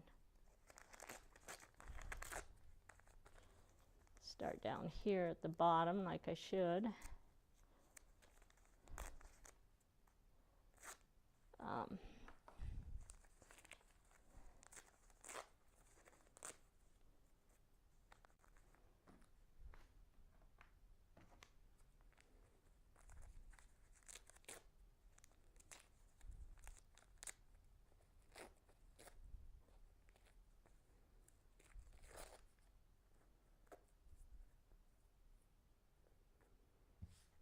Okay, so let's take and put this one on here like that. And this is 3, 2, and 1. And then we're going to find our glue pin. And I'm going to find my TRP line, which is right here. And we're going to put some glue down there. And that's the first thing we're going to set, is to put that right where it needs to be. Okay, And then we're going to come up here and we're going to finish gluing the rest of it. And you have smart corners at the top, and you're just going to glue that in place and then fold this seam back right there and make sure that those seams are lining up right where they're supposed to. And this one wants to be moved over just a little bit. And once I get that to line up, so basically what I'm doing is I have the folded back seams are going right along that ruler there. And then once I get that, then I can put a little bit of glue there on that piece. Okay, and then we're going to set this one, and that needs to be set right on the top of that TRP line. So when you guys are sewing those TRP lines down there, make sure they're right on the line.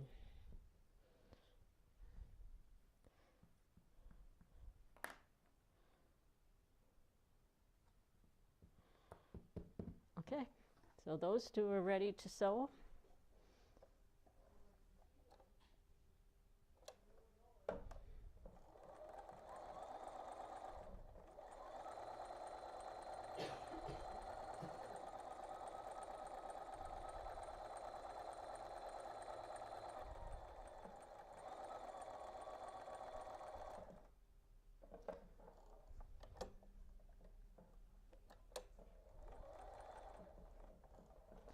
And then you're going to stop sewing right at that TRP line that we put in there.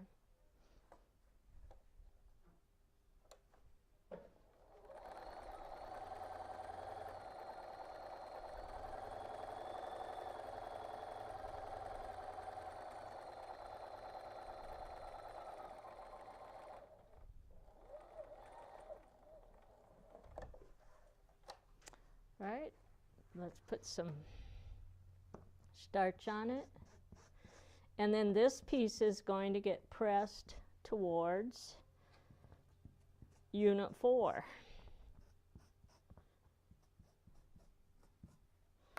So then it's going to press out like that. We're going to check when my lines are all matching up perfectly.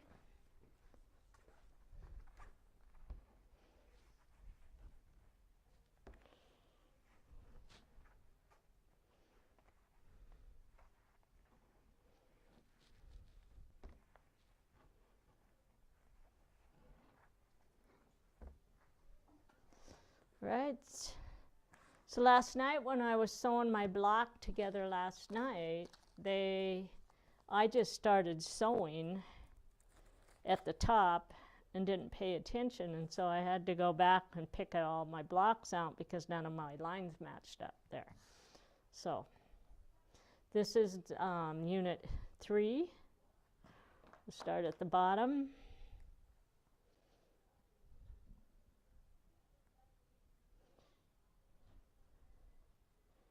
And that's going to go like this. And then my glue stick is dry. I'm going to get a new glue stick.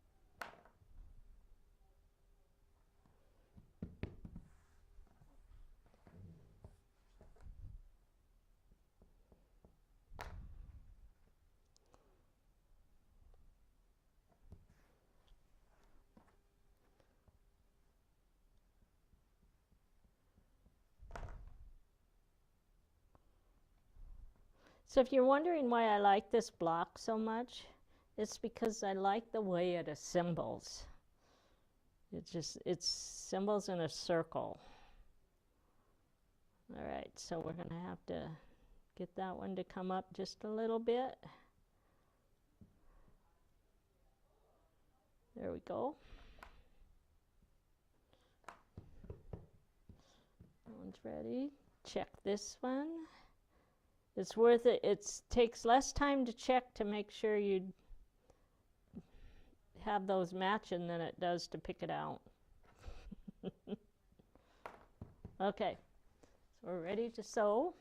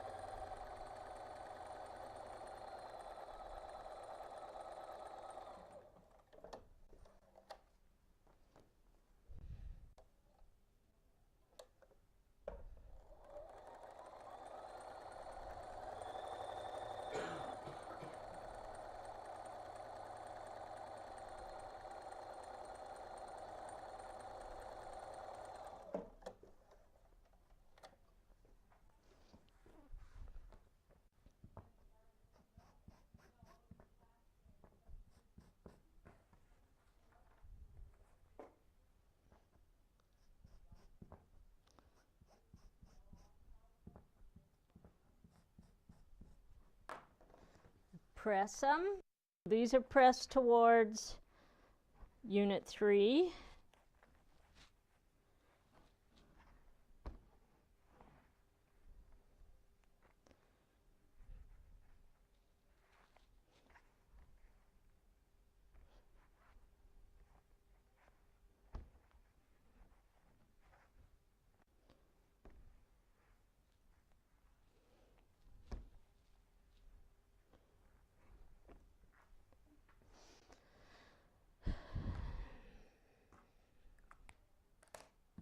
Right, so now we're down to 2.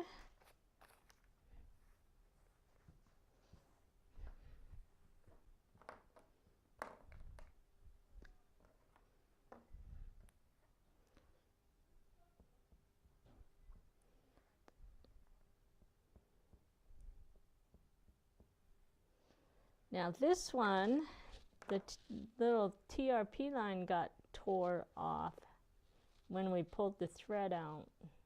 There's just one little thread there. I'm going to take my chances and see if that fits.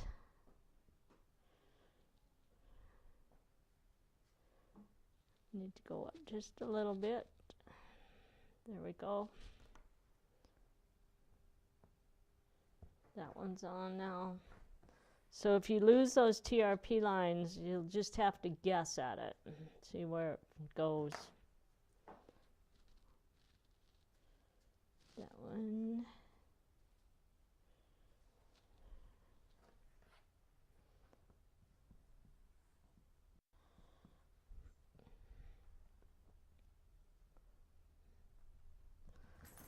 Okay, so something else I want to show you guys that's a little trick is when you're actually working with cotton fabrics, and like if your stitches aren't as small as they should be, which these are, I should have went down a little bit more, my stitches are starting to back off right here. And so what I'm going to do is I'm just going to take and fold that seam back like that and put a little bit of glue, and then I'm going to put a little bit more glue, fold that one back, and that's going to hold that together for me. All right, so I don't have to worry about that seam coming apart on me. Now I'm going to fold it back, and it looks like we're right on. So we're going to sew these.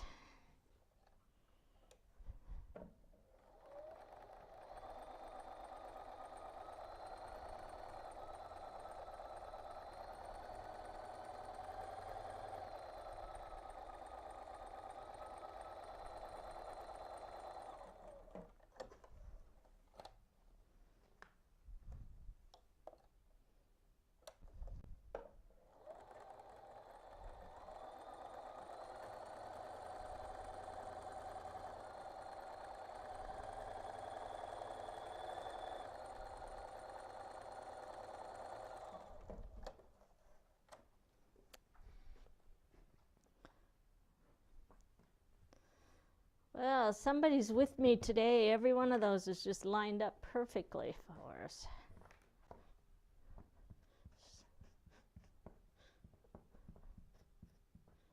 So you can see how funny that looks. Well, that's exactly the way it's supposed to come together, is you're building that little circle on the inside.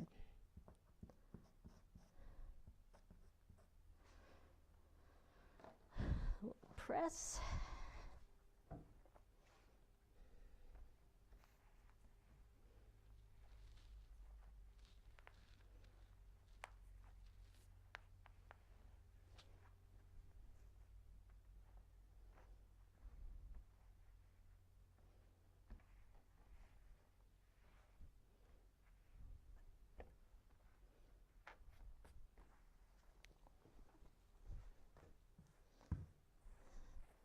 So you can kind of see the way that circle's starting to come together.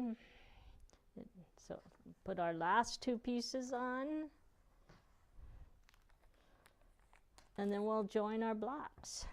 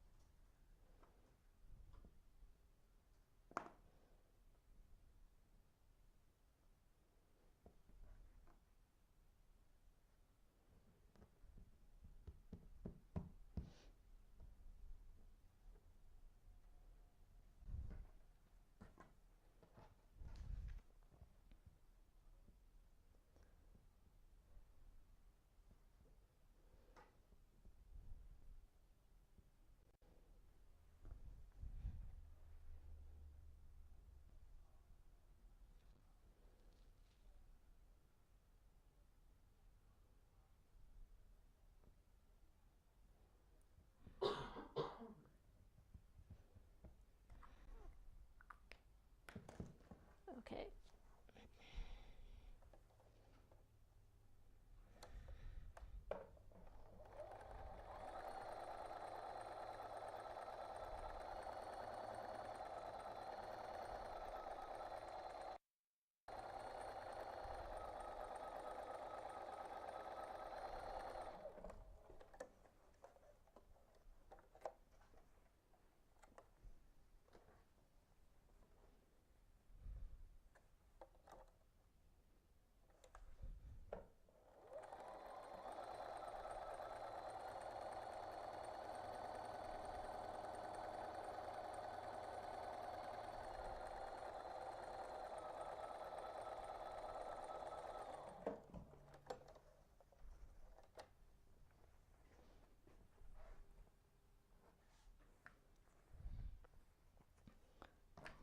Two more good matches.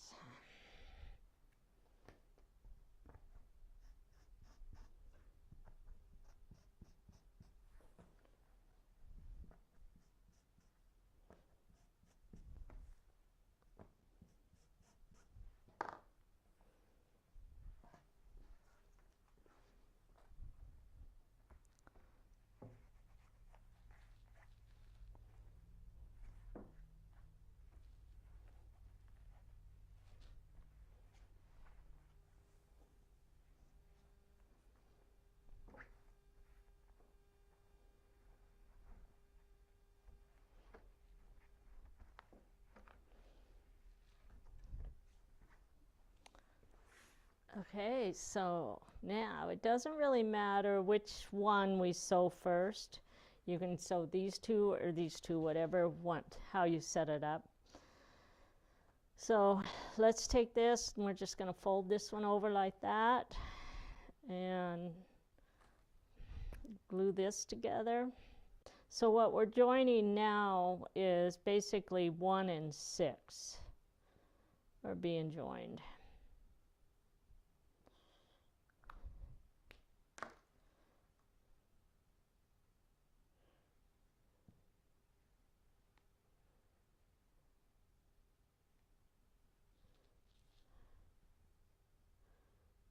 And that's on.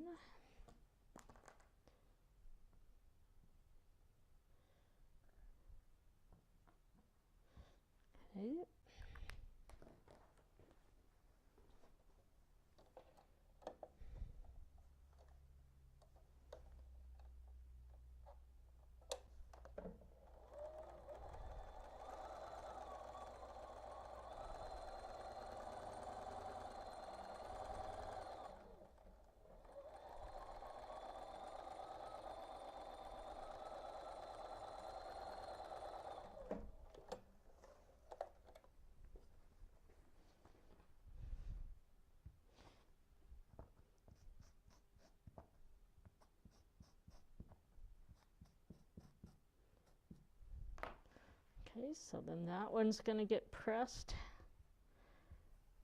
in the same direction as the other one.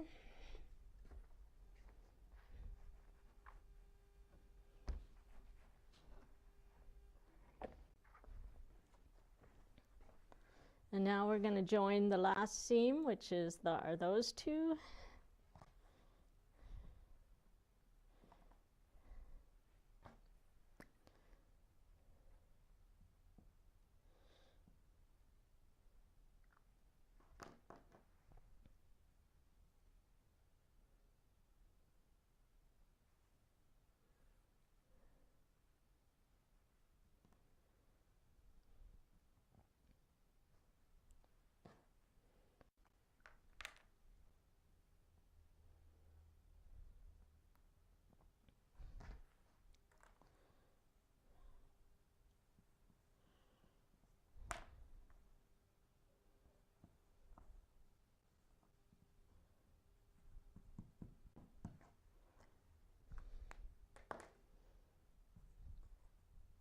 Now, if you guys have a lot of bias along here, which you will, but if you find that your pieces are stretching a little bit on you, actually just take, and you can actually take your iron and just iron that after you've glued it together and get it to press down before you run it through the machine. So this fabric is pretty, it's a heavier cotton, so I don't have to worry about it stretching in the sewing process. So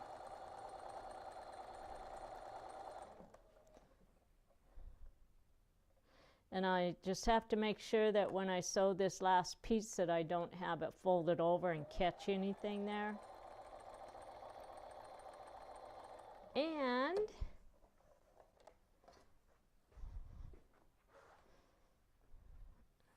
And there we are.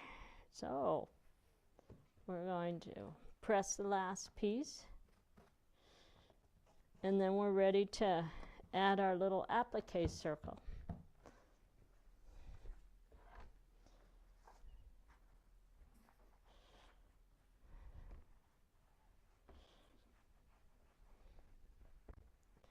All right, so let's clean this off, and I'll show you how to fold under the applique.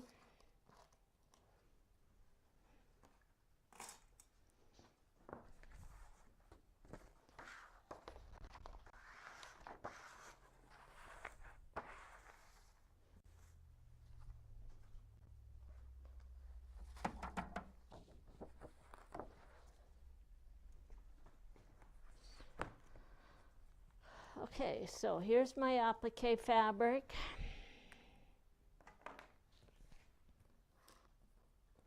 And this product that we use is actually called Stitch and Peel.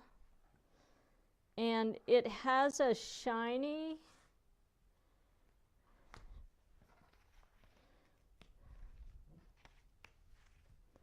so it has some little tabs, so you just have to pop out the little tabs. You have more than you need. You actually have enough to do, you know, 2, but you don't have enough papers to do 2. So anyway, what we do is we take this and we peel the top off, and it's a little piece of paper, and you just peel that off, and then you'll have sticky on one side here, and you put the sticky along the back side on the wrong side of your fabric. And then we're just going to take, I use my rotary cutter, and I'm going to cut this, and I'm at about 3/16 of an inch around that outside edge.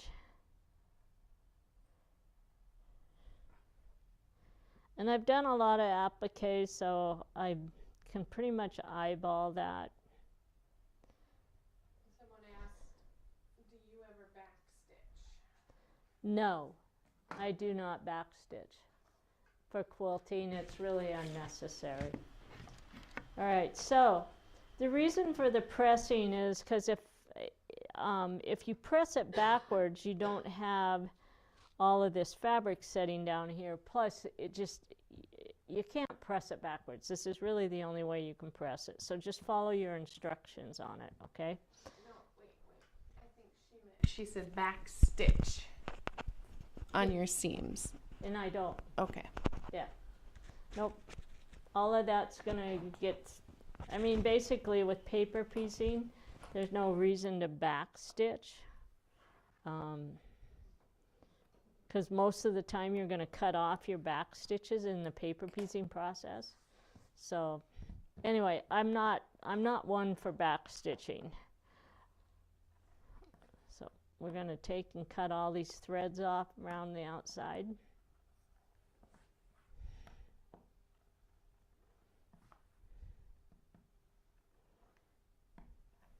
Okay. So I'm gonna just go over one thing with you. Let me go grab my other block. So this is the block that I put together last night, and see, I've already sewn my 4 corners onto it. All right. The way the templates are set up in the instructions, you do end up with bias around the outside edge, but you also end up with a bunch of bias in some of those other places. So if you look at the way they're set up, when you cut them like this, and then you sew this on, this is the straight of the grain, all right? So you're gonna end up with your bias out there. Now, we could have done it the other way. This saves a little bit of yardage this way, but either way, if we had cut it to where you had ended up with straight of the grain out on your corners, then you would have had bias along here as well. So one way or the other, this is the way we set it up, all right? And if you want to change that, you can just, I don't think you really have enough fabric to change it because of the width of the strip on there. Okay, so the other thing you want to do is you want to look and see how you have your pieces before you sew on these triangles, okay? And the reason why is because as I rotate this, so right now I have this color and this color in the same spot. So that means that when I put these corners on,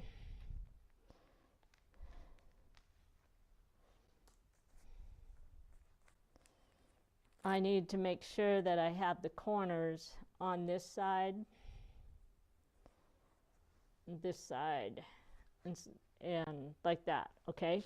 So I like to just pin those on. Now the reason why you want to pay attention to that is because if I rotate it this way, that puts a different color in here, all right?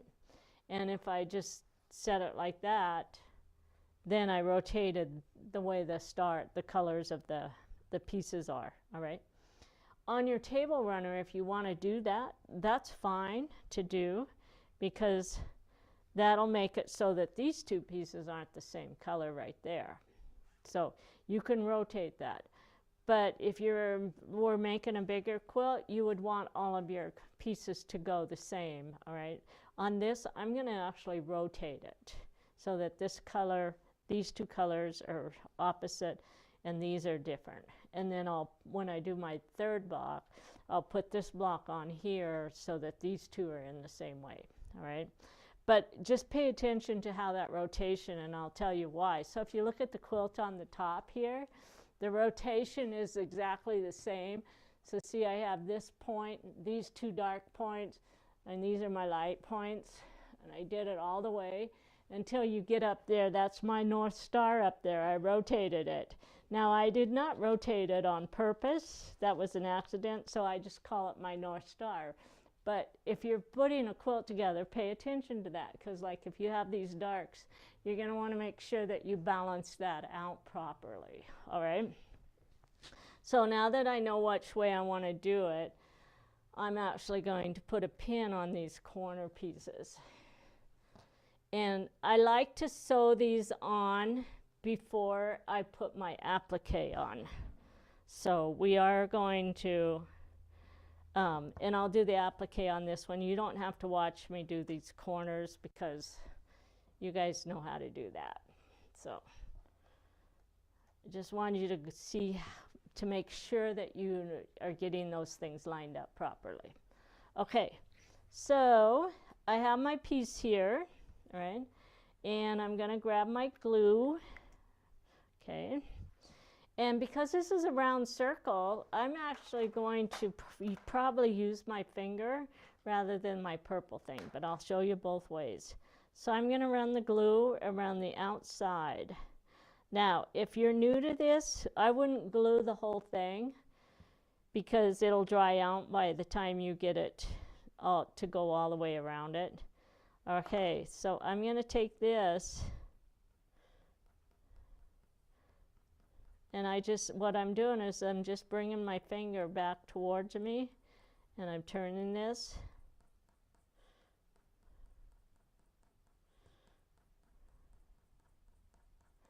And I'm just doing little teeny bites with my folding as I'm laying those down like that, okay? And then I look at it and I have this perfect circle. Now I'm going to do one more, and the reason why is because I want you to see the way I must have lost one of these last night. Oh, I have an extra one. There it is. So I'm going to do an extra one just because I want to show you how to use the purple thing. So let's pull the sticky stuff off, the paper off the top. And let me show you another little trick on that. This was actually taught to me by one of my CIs, Michael Davidson, and it really works well. He just takes a stiletto and he just scratches that surface. And then he can actually just grab it and it tears right off. So if you can't get your fingernail underneath it, use a stiletto, just scratch it, or your seam ripper, and it'll just come right off for you, okay? So let's do another one. Here we go. We're gonna cut around the edge. And as I'm doing this, what I'm doing is turning the fabric underneath the rotary cutter. I'm not turning the rotary cutter because when you turn the rotary cutter, it cuts holes in your mat. So just roll the fabric underneath your rotary cutter. And let's go ahead and we're going to glue. So because I'm going to use the purple thing, it's going to be a little bit slower for me. So I'm only going to put glue about halfway around it. And then I'm going to take my purple thing and basically do the same thing that I was doing with my finger. And I'm just basically what I'm doing is I have just the corner of that purple thing right there, and the rest of it's up off of the table, so that as I roll over, it's actually rolling over and pulling the fabric with it. So when you do it with this, that very last part, you have to leave a little bit of it open there.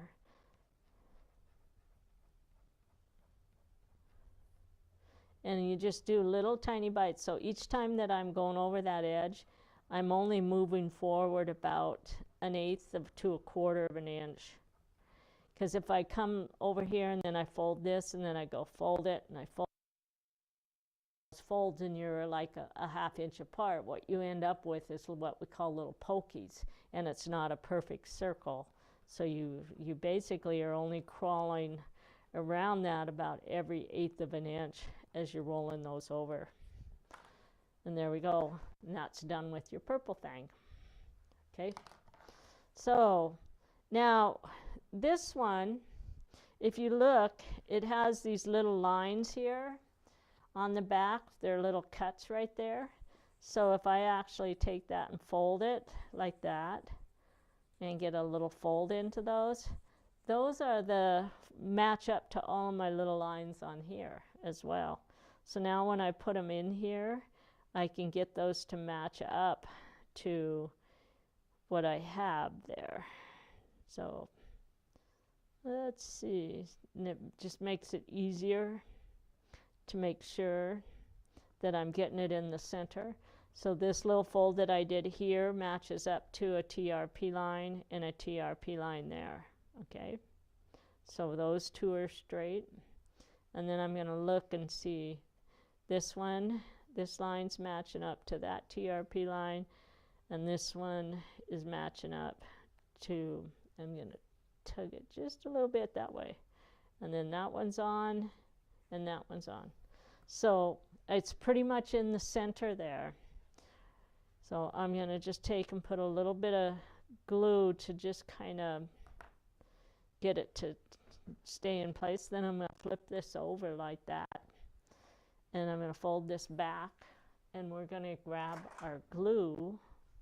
And this is a heat set glue. And I'm just going to take this, put it right along the inside edge of the folded over fabric that I have. And then we'll, so basically I'm holding it in place with this glue, just long enough to make sure that it's, because by the time I flip it over and try to get it in the right spot, it doesn't always go in the right spot. Now I can come back here where I put the other glue, fold it back, and add this.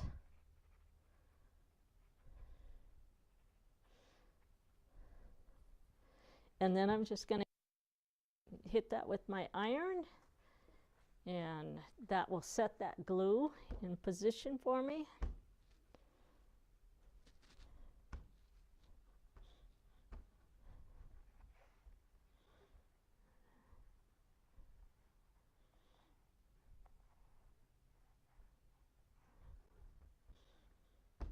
Okay. And now it's ready for me to do my applique.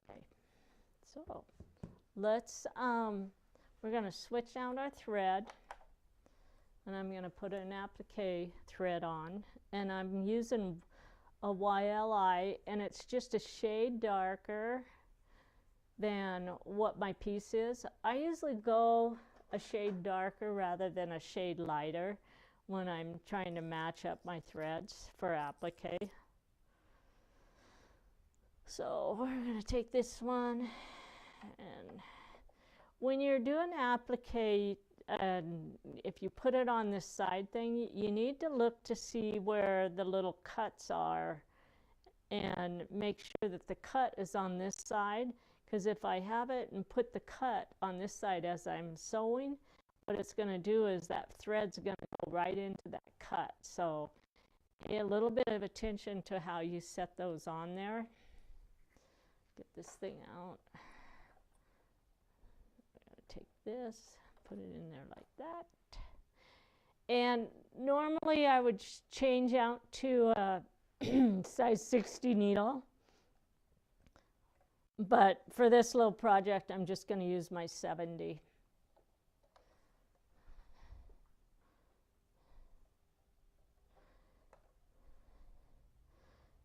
When you're using silk thread, this is a silk thread. The normal size needle that you would want to use with it is a 68.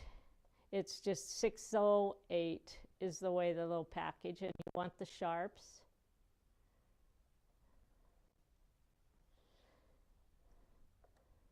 And it's very common to go through several packages of needles when you're doing applique on a big project, because it's easy, they're really thin and they break easy. Wow, look at that. I only had about 10 inches of thread left. All right, so we're going to find the bobbin, which I had a bobbin on there, I thought. Where'd my bobbin go? Maybe I do not have a bobbin. All right, so we'll have to wind a little bit of a bobbin.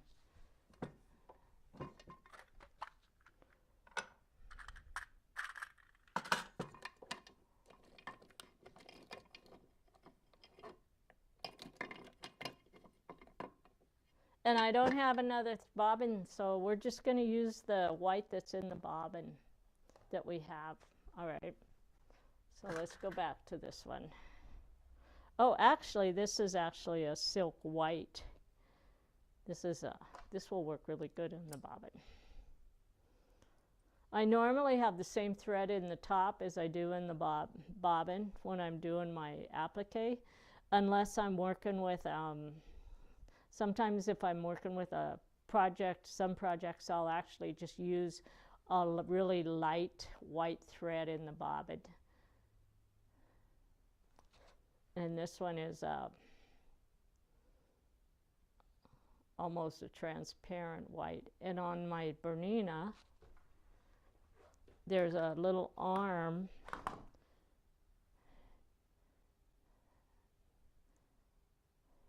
and you actually thread it through this little arm. If you have a Bernina and you thread it through that little hole on that arm, and that tightens your tension. All right. Or sometimes you can buy a bobbin case, like this is for a 475 Bernina, and that's a special case, and it's made for actually applique as well. And that tightens the tension if you're using the, can you see it? There. Yeah. Anyway, it's a yellow bobbin case. And then if you're doing a lot of machine appliques, a lot of people will actually get a special bobbin case, and they'll tighten the tension on their bobbin case for appliquing. Just keep that one off to the side. Okay, so we're going to bring our threads up to the top, and we're going to take this, and I'm going to leave my 1/4 inch foot on, and I'm going to set it up on a little tiny zigzag. And my zigzag is going to be about a 0.8, all right? And so I'm just going to touch my zigzag right there. And then I'm going to change the length to about 1.3. Okay? And then, so that zigzag stitch has to be small enough that it will still jump through I'm working with an open toe 1/4 inch foot. Right? And so now we're going to set it right in the middle, and I'm going to bring my thread up. And can you see the machine, Judy? Yeah. Okay. All right. So then I'm just going to start, and I'm going to hold my fabric and do 3 or 4 stitches right on top of each other, little zigzag. So what I'm doing with my zigzag is I want it to jump on and off. Okay, I want my needle in the down position. Okay, so it's in the down position, and now we're just going to take 3, 4, 5 stitches, and then we kind of turn. Now this one's turning pretty easy, but go slow with it, and it's actually looking really, really good.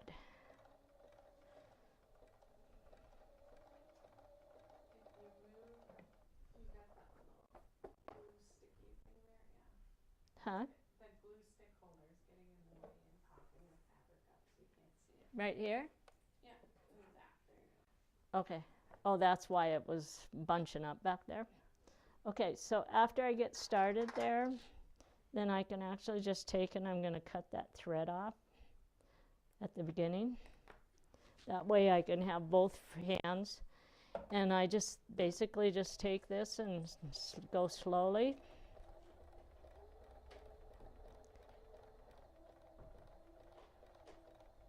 And this is just a little tiny, tiny, tiny zigzag stitch.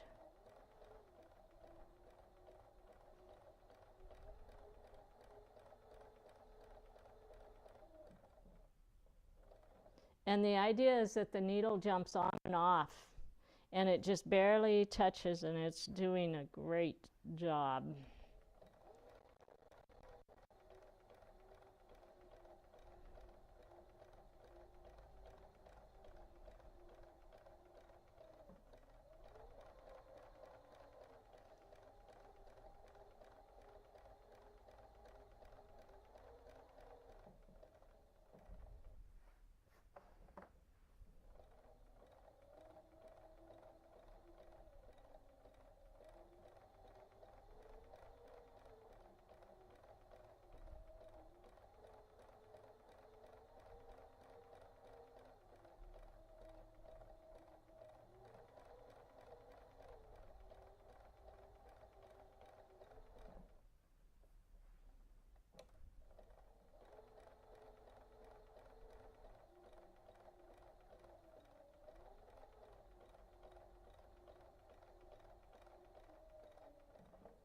and then 2 or 3 stitches on top when you end, but I overlap those stitches.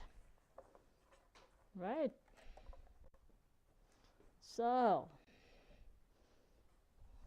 can you see it? Yep.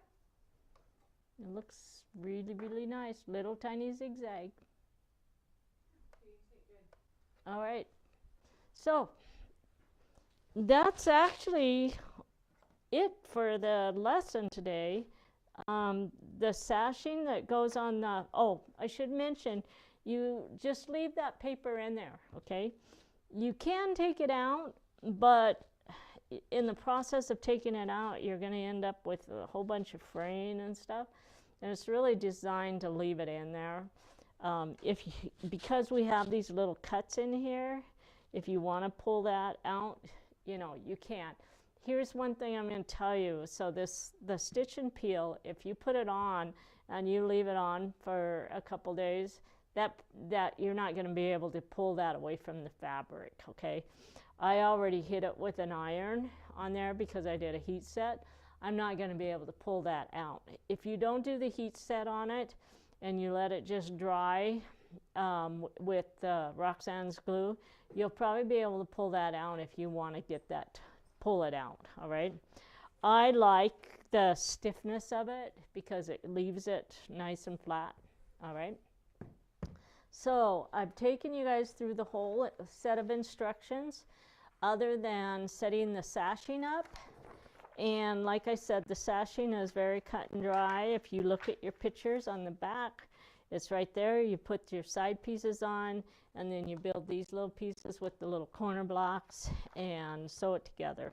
And it gives you all your pressing information on it so that you have all opposing seams. Okay?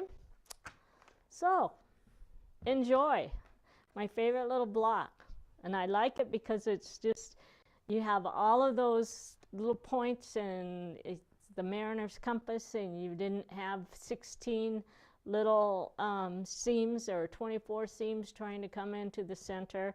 They all overlap, and you have, the only place you have to match is just that one seam right there as you're going through it.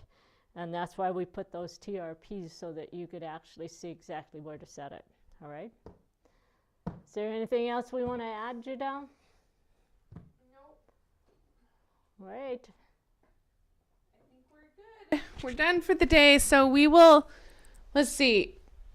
We have another large box class coming up next, and that will happen in June. And then we'll have our second quarterly box in... That class will happen in July. So, and then we're going to put out another Stash Buster thing pretty soon. Yeah. So the pinwheel patch, we are going to do a small, like, I don't know, they usually end up about 10 to 20 minutes long video on our YouTube channel. It'll probably, we're going to try and film it today, and then it takes a few weeks to get it edited and posted and everything else. But that is coming. And the large box shipment for the Q2 starts in about, I don't even know what today is. So it's going to start in a little over a week. It'll start the week before May 1st, and then it goes to about the week after May 1st. And then Should we show them the 2 new quilts that are done? Which ones? Both of them from Hoffman. We can, if you want to go grab them. I'll go grab a couple quilts that we just finished. We'll take 5 minutes here and show you some quilts since we have a little bit of extra time.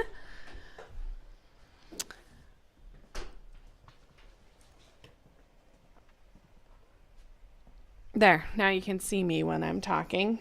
So, yeah, we have a few new publications coming out. Don't forget to look through your little Get to Know Us booklet so you can see what coupons are out there before they expire, and if any of those are ones you might want to use.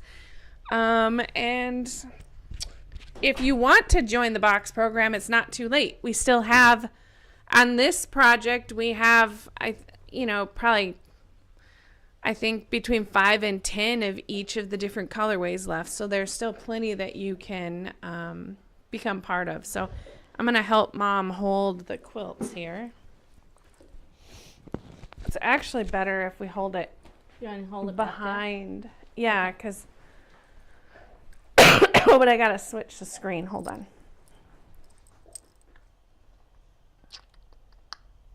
Transition. All right. You'll have to stand on the quilt like that. Yeah, you're not going to be able to see them perfectly because But you can see a little bit of them. it's we got all this stuff in the way. But this one here, this one's called Monument Valley, and it's out of a Hoffman collection and publishes probably about 2 weeks. I haven't ordered the paper yet, so I got to get that ordered before the end of the week here.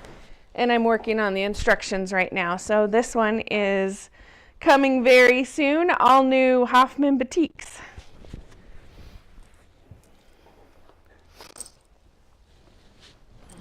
And then this one is an existing pattern that we did. It's called Boughs of Holly. Hoffman asked us to design some quilts out of the new McKenna Ryan collection called Woodland Batiks. And when I saw the collection, I thought, well, that looks perfect for Boughs of Holly. So we put a sample together, and I think it's just, this quilt is so pretty. So if you get a chance to look at this one, again, that's a couple weeks out. We ordered the cover sheets yesterday, so we're waiting for those to come. And this one's really fun. This is because this is the large box project that we finished for 2024. It's called Tuscan Sunset, and this is the one that Judy made with the demo. For the demo when we did all of our classes. It uses Tim Holtz fabrics, and we actually have a bunch of these fabrics left, so I will be putting together some kits for it, and we'll be doing some little videos and pictures of it and everything, but it's done. So I know several of you have finished yours as well. We just got this back from the quilter, and she did a beautiful job on it. Her name is Stacy, and I can't remember her last name off the top of my head, but she's in Ohio. We'll give you more information on her because the quilting she did is awesome. Really great. Yeah. She's new. We've never had her quilt before. We met her at Quilt Market, and the quilt turned out awesome. So Yeah. We'll get her name and we'll post it out there. Yeah, so we're excited. We have officially finished all of our 2024 box program projects. They are all quilted. They are all sewn together. That includes our stash busters. So we're going to put together like a little video that says a little video of all of the projects you can make with the box program. So we're pretty excited to be able to show that off. So, all right, I think that's everything for today. So we'll see you guys all soon. Soon, again, Yeah. sometime. Yeah, we forget what day it is around here some days. So anyway, we'll talk to you soon. Bye.